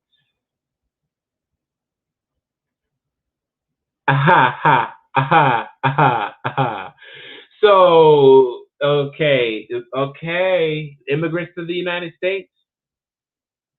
Oh, let me get. This is part of the theater. Yeah, I know. All of it was theater, but the theater was what did we say, y'all? Theater was to get you out of the thought that the Europeans were in the harems. They did the theaters away after that to make it. Oh well, it didn't really happen. That's just theater. Yeah, it did. It happened right before they did it. American Indians have also noticed that non-Indians have an obsession with private property. Oh, government concerns with Indian surnames stems from this concern. Oh, goodness gosh, private property and then surnames come. Oh, the concern for private property goes beyond the individual accumulation of private property and includes the ability to pass this property to the property owner's descendants, thus helping to create family fortunes. Family lineage are an important part of the private property. So why would people take the name? You they up here making it seem like, oh, it's okay to have a name. How many times do we have to show y'all? I know we created the names, but in the paperwork they got placed on you when they created the damn reconstruction and the damn birth rights, and I mean birth certificate snatched and took your birthright, took your nationality, citizened you up with the 14th Amendment. They have done things to that name being on you and being on paper. They have subjugated it. They have forced assimilated you and the things you didn't want to be forced to, right? Because you thought the surname was okay, and oh, just because Europeans didn't have them, they did work after they got off the boats in Ellis Island.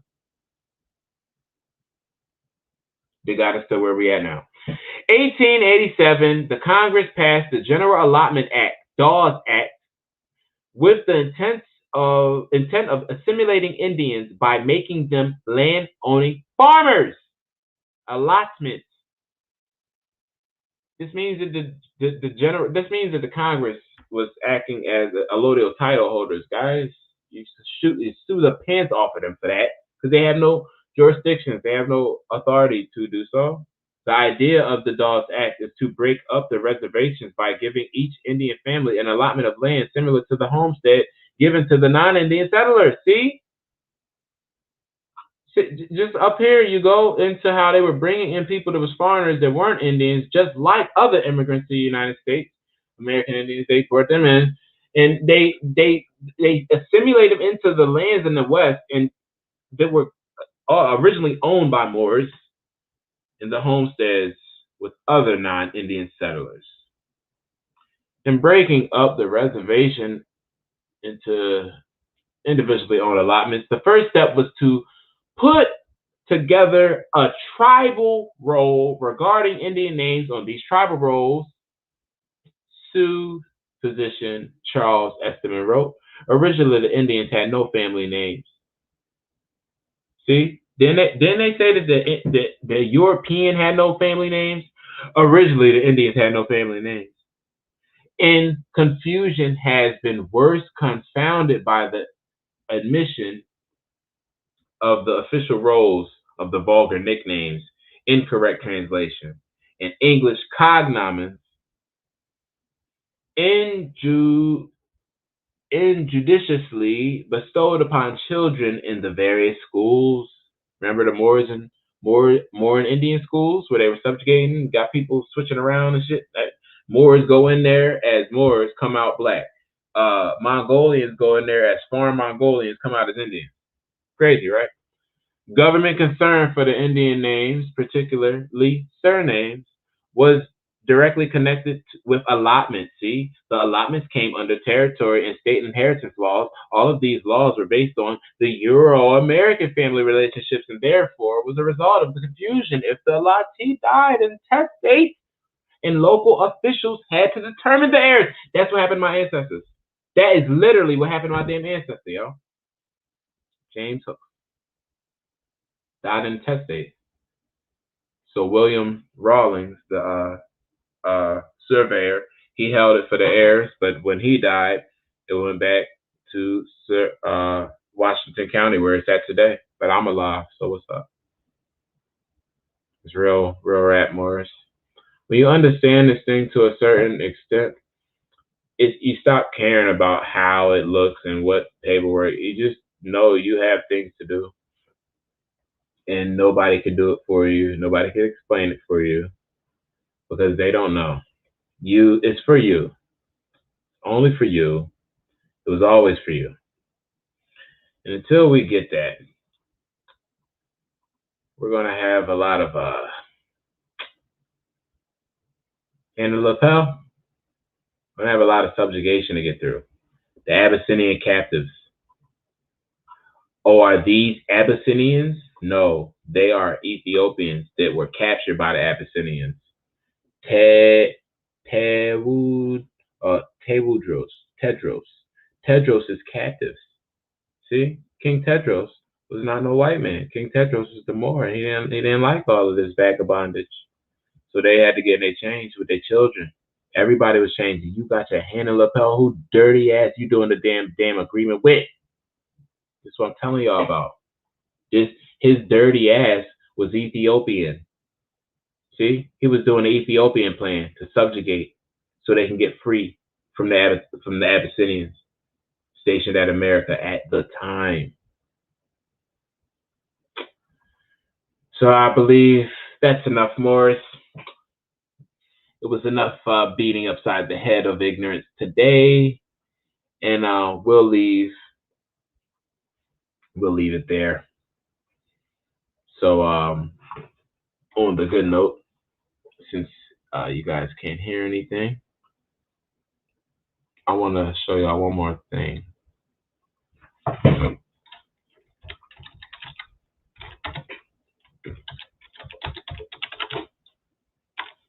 Moorish nobility, black nobles. Okay, Moorish feudal lords, as I was at before, right?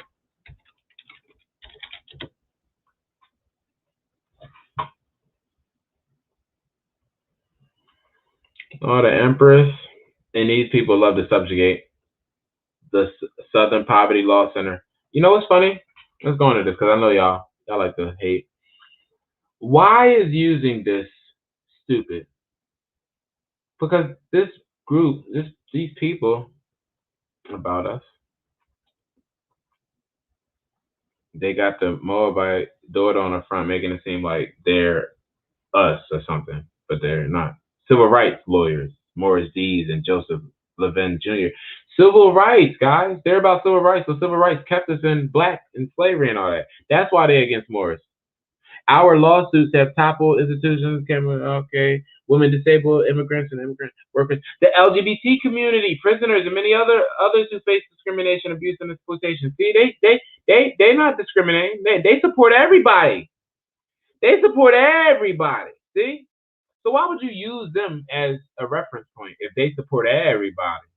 I thought we ain't about everybody. The remnants of Jim Crow segregation, right? That's what they about. They push that. They say they're against it, but they push this. This supremacy of inferiority, really, of crap. civil rights. No, we're humans. Where's our human rights at? Human rights, human rights? No.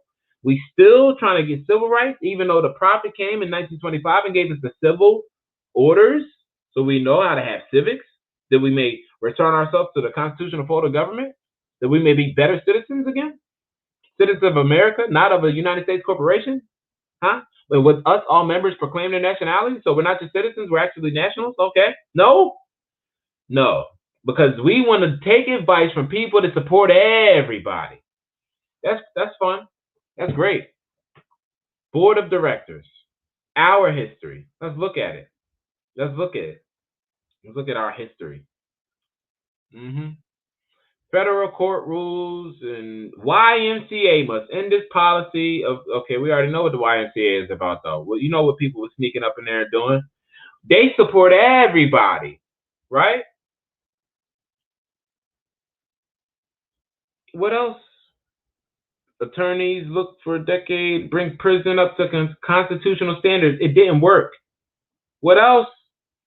Team defense to develop trial strategies, capital cases to share, attorneys to everything. What's up with all the attorney talk? 3 black men, known as the Tarboro Three, faced death sentences. What happened? All freed following 2 years in North Carolina prison after being wrongfully charged with raping a white woman. They should have been freed. It shouldn't be no special thing. They were wrongfully accused. You're supposed to get freed when you're wrongfully accused. No? Hate map. What is the hell is we even, what are we talking about? What's going on? Hate map? Wait, let me see. Wait. Nation of Islam. So this is funny. The Nation of Islam is a hate group, but they're not, how come they're not taken down for terrorist threats or whatever? When Farrakhan starts screaming about whatever he's screaming about, they're not taken down for being called terrorists and nothing like that. Even though they're mentioned here, nothing happens in real life. So what is this about?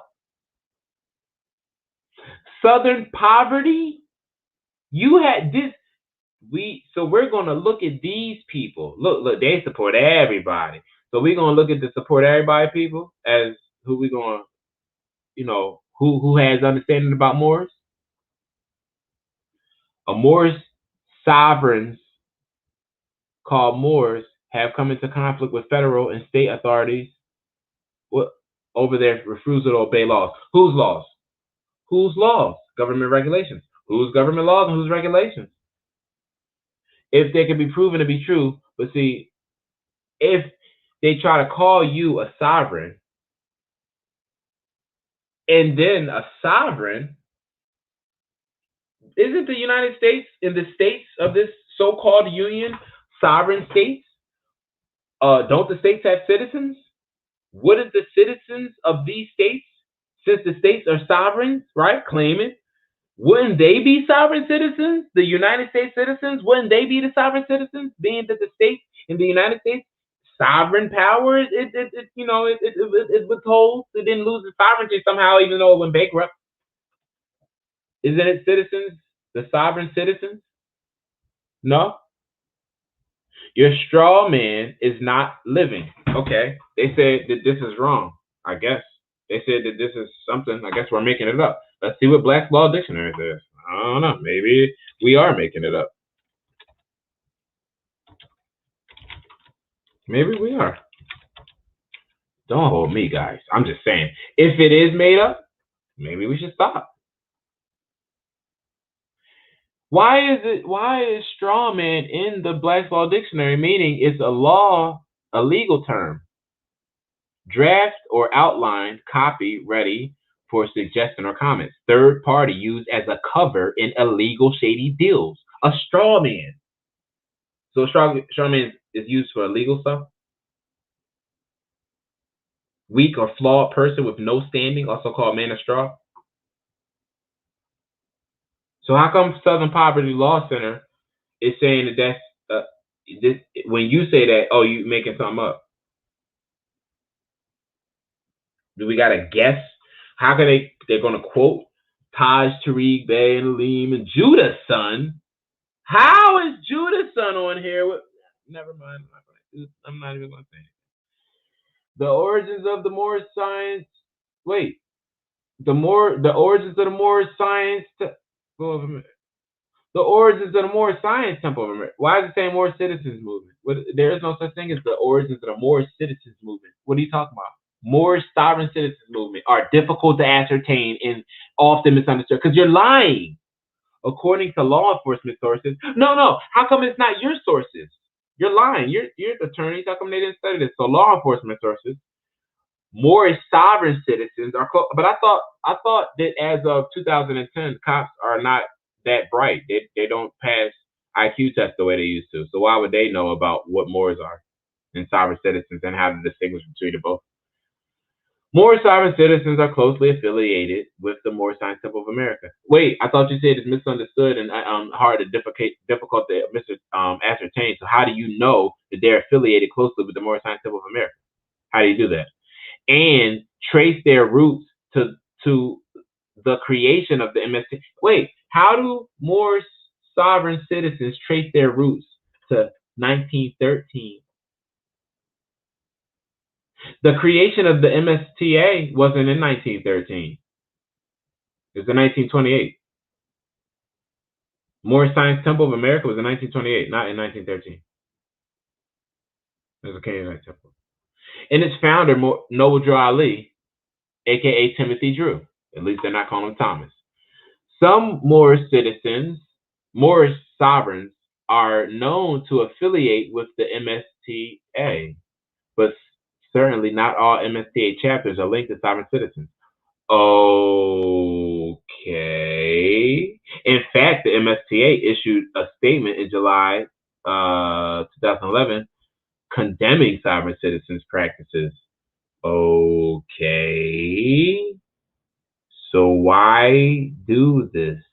Oh, and guess what? The Moors they interviewed, they didn't put it up here, but that was MSTA, INC, Moorish Temple of America Inc.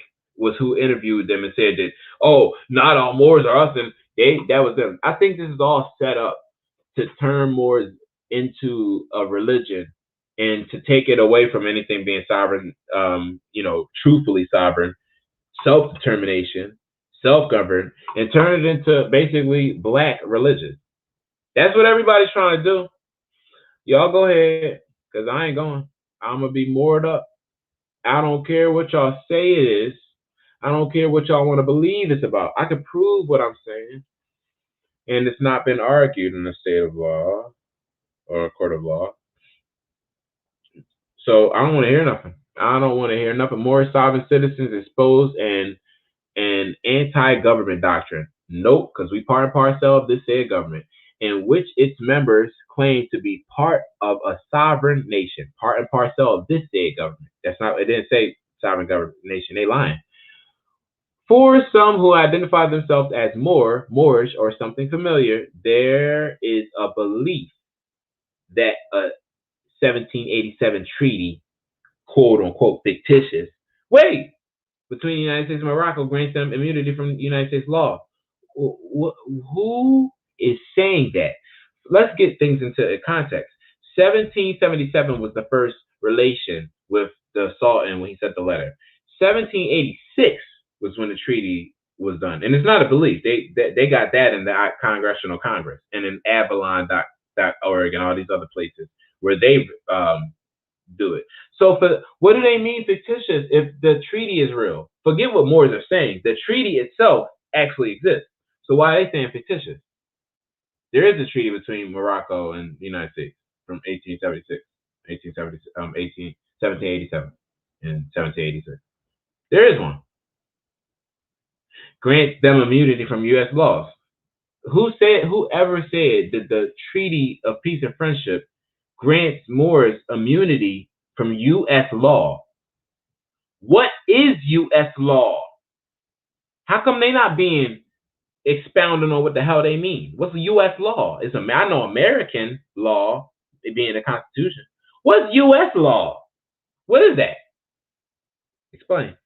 Others, such as the Washita Nation, may falsely claim to occupy United Nations Indigenous People Seat 215. There's no such thing. There is. They have the documents. I've read them. I actually had the copy. I thought I'll pull up next time. They actually were recognized as one of the people there, the Dugdamalia Moors, Inuit, the oldest indigenous people in the world. They were that did actually happen. So okay, these people are just like any other. What do y'all go read these people and then try to go battle Moors? Because this is exactly how everybody does. It's like they're reading one of these pages while we're talking to them, and all they're doing is not listening to none of the stuff we're proving. They're going through like that ain't true, that ain't true, that ain't true. Well, let's see about Moors. Let's see what the CDC says about Moors. Since Southern Poverty Law Center, and I'm out after this, got a problem.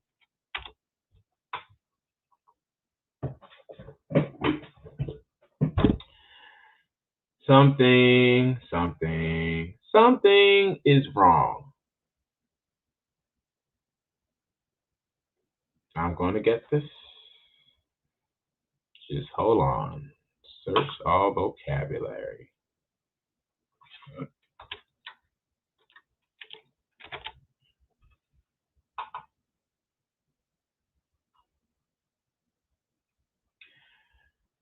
Don't hide. Oh yeah, it's hiding. But they can't hide. Oh no, here it is. Here it is. Over here. Over here. Is it? They're hiding. Okay. Since it wants to be hard and hide, I'll have to go find this in my how I looked it up the first time, because that's all I typed in the first time. It took me on a journey. So let's see exactly what needs to be put in.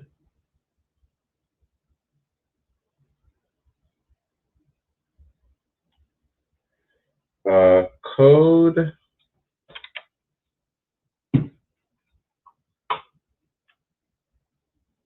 systems concept. All right.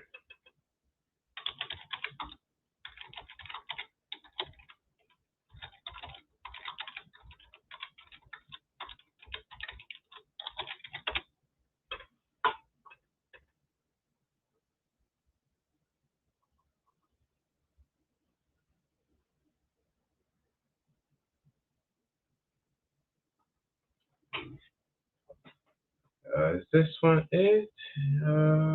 It makes you search. Okay, so we boom.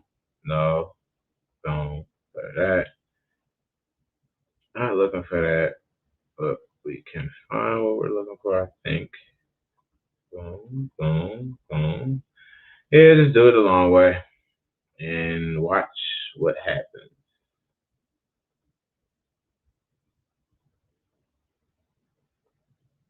Okay. Oh, there we go. They tried to hide it, guys. So obviously, here we go. They're hiding it. When you find it, they hide it. So this is what the CDC considers our people. Read it in a week. Read it in a week. Let me zoom in there so they act like they can't see. There it is. Now let's get closer. There it is. So according to the Centers of Disease and Control and Prevention, the ones who got everybody going crazy about some vaccine stuff and getting shot and all that, they know who we are, so I don't think there's a problem with confusing the ones who don't want one and are claiming their nationality Islam. They don't got a problem. Forget the damn CDC, because they can, I mean, the SPLC, whatever they are, the Southern Poverty people. Forget them. CDC, they got people masks on their face. So them knowing this is not important. And look at who they say we are. Because I picked, boom. Eastern tribes, parents, Eastern tribes, child concepts. No child concepts because their parent groups is the Eastern tribes. Let's see what that means.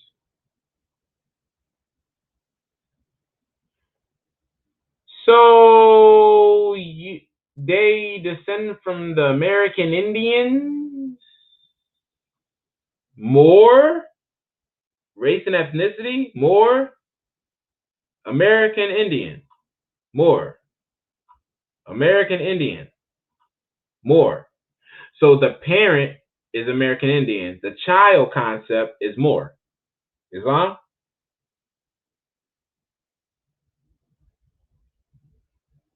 That's how that works. American Indian, more. Click on more. More from the Eastern tribes. Delaware Moors. Nanaco, Lenape Moors, right? This actually shows it. That's all we're saying. Back into the Eastern tribes. American Indian. It says more. Parent, child, the Moor. So the Moor is one of the children of the American Indian? No. No. Still no. Still no. Why does the CDC why does the CDC do this? Why do they know? And what is wrong with our people? What is really, really wrong? This shouldn't be here. This should not be here. Forget you. Forget you. Forget this. Trying to make us all think that we're colored. Straw men is the damn law concept. And so is damn Moore. What type of concept? A code system concept is what Moore is. According to CDC, a Moor is an American Indian. So is my Morris. We'll back out of that. We'll X out of that. And we are back into the main screen of things. And that's just how it goes. What else needs to be said, Morris? Is kind of at this point, you guys have to really just know. You got to know. I mean, because nobody's going to tell you, obviously. So until we get it, we'll be getting it. So peace and love, Morris, Islam. I bid you farewell until the next time. Islam.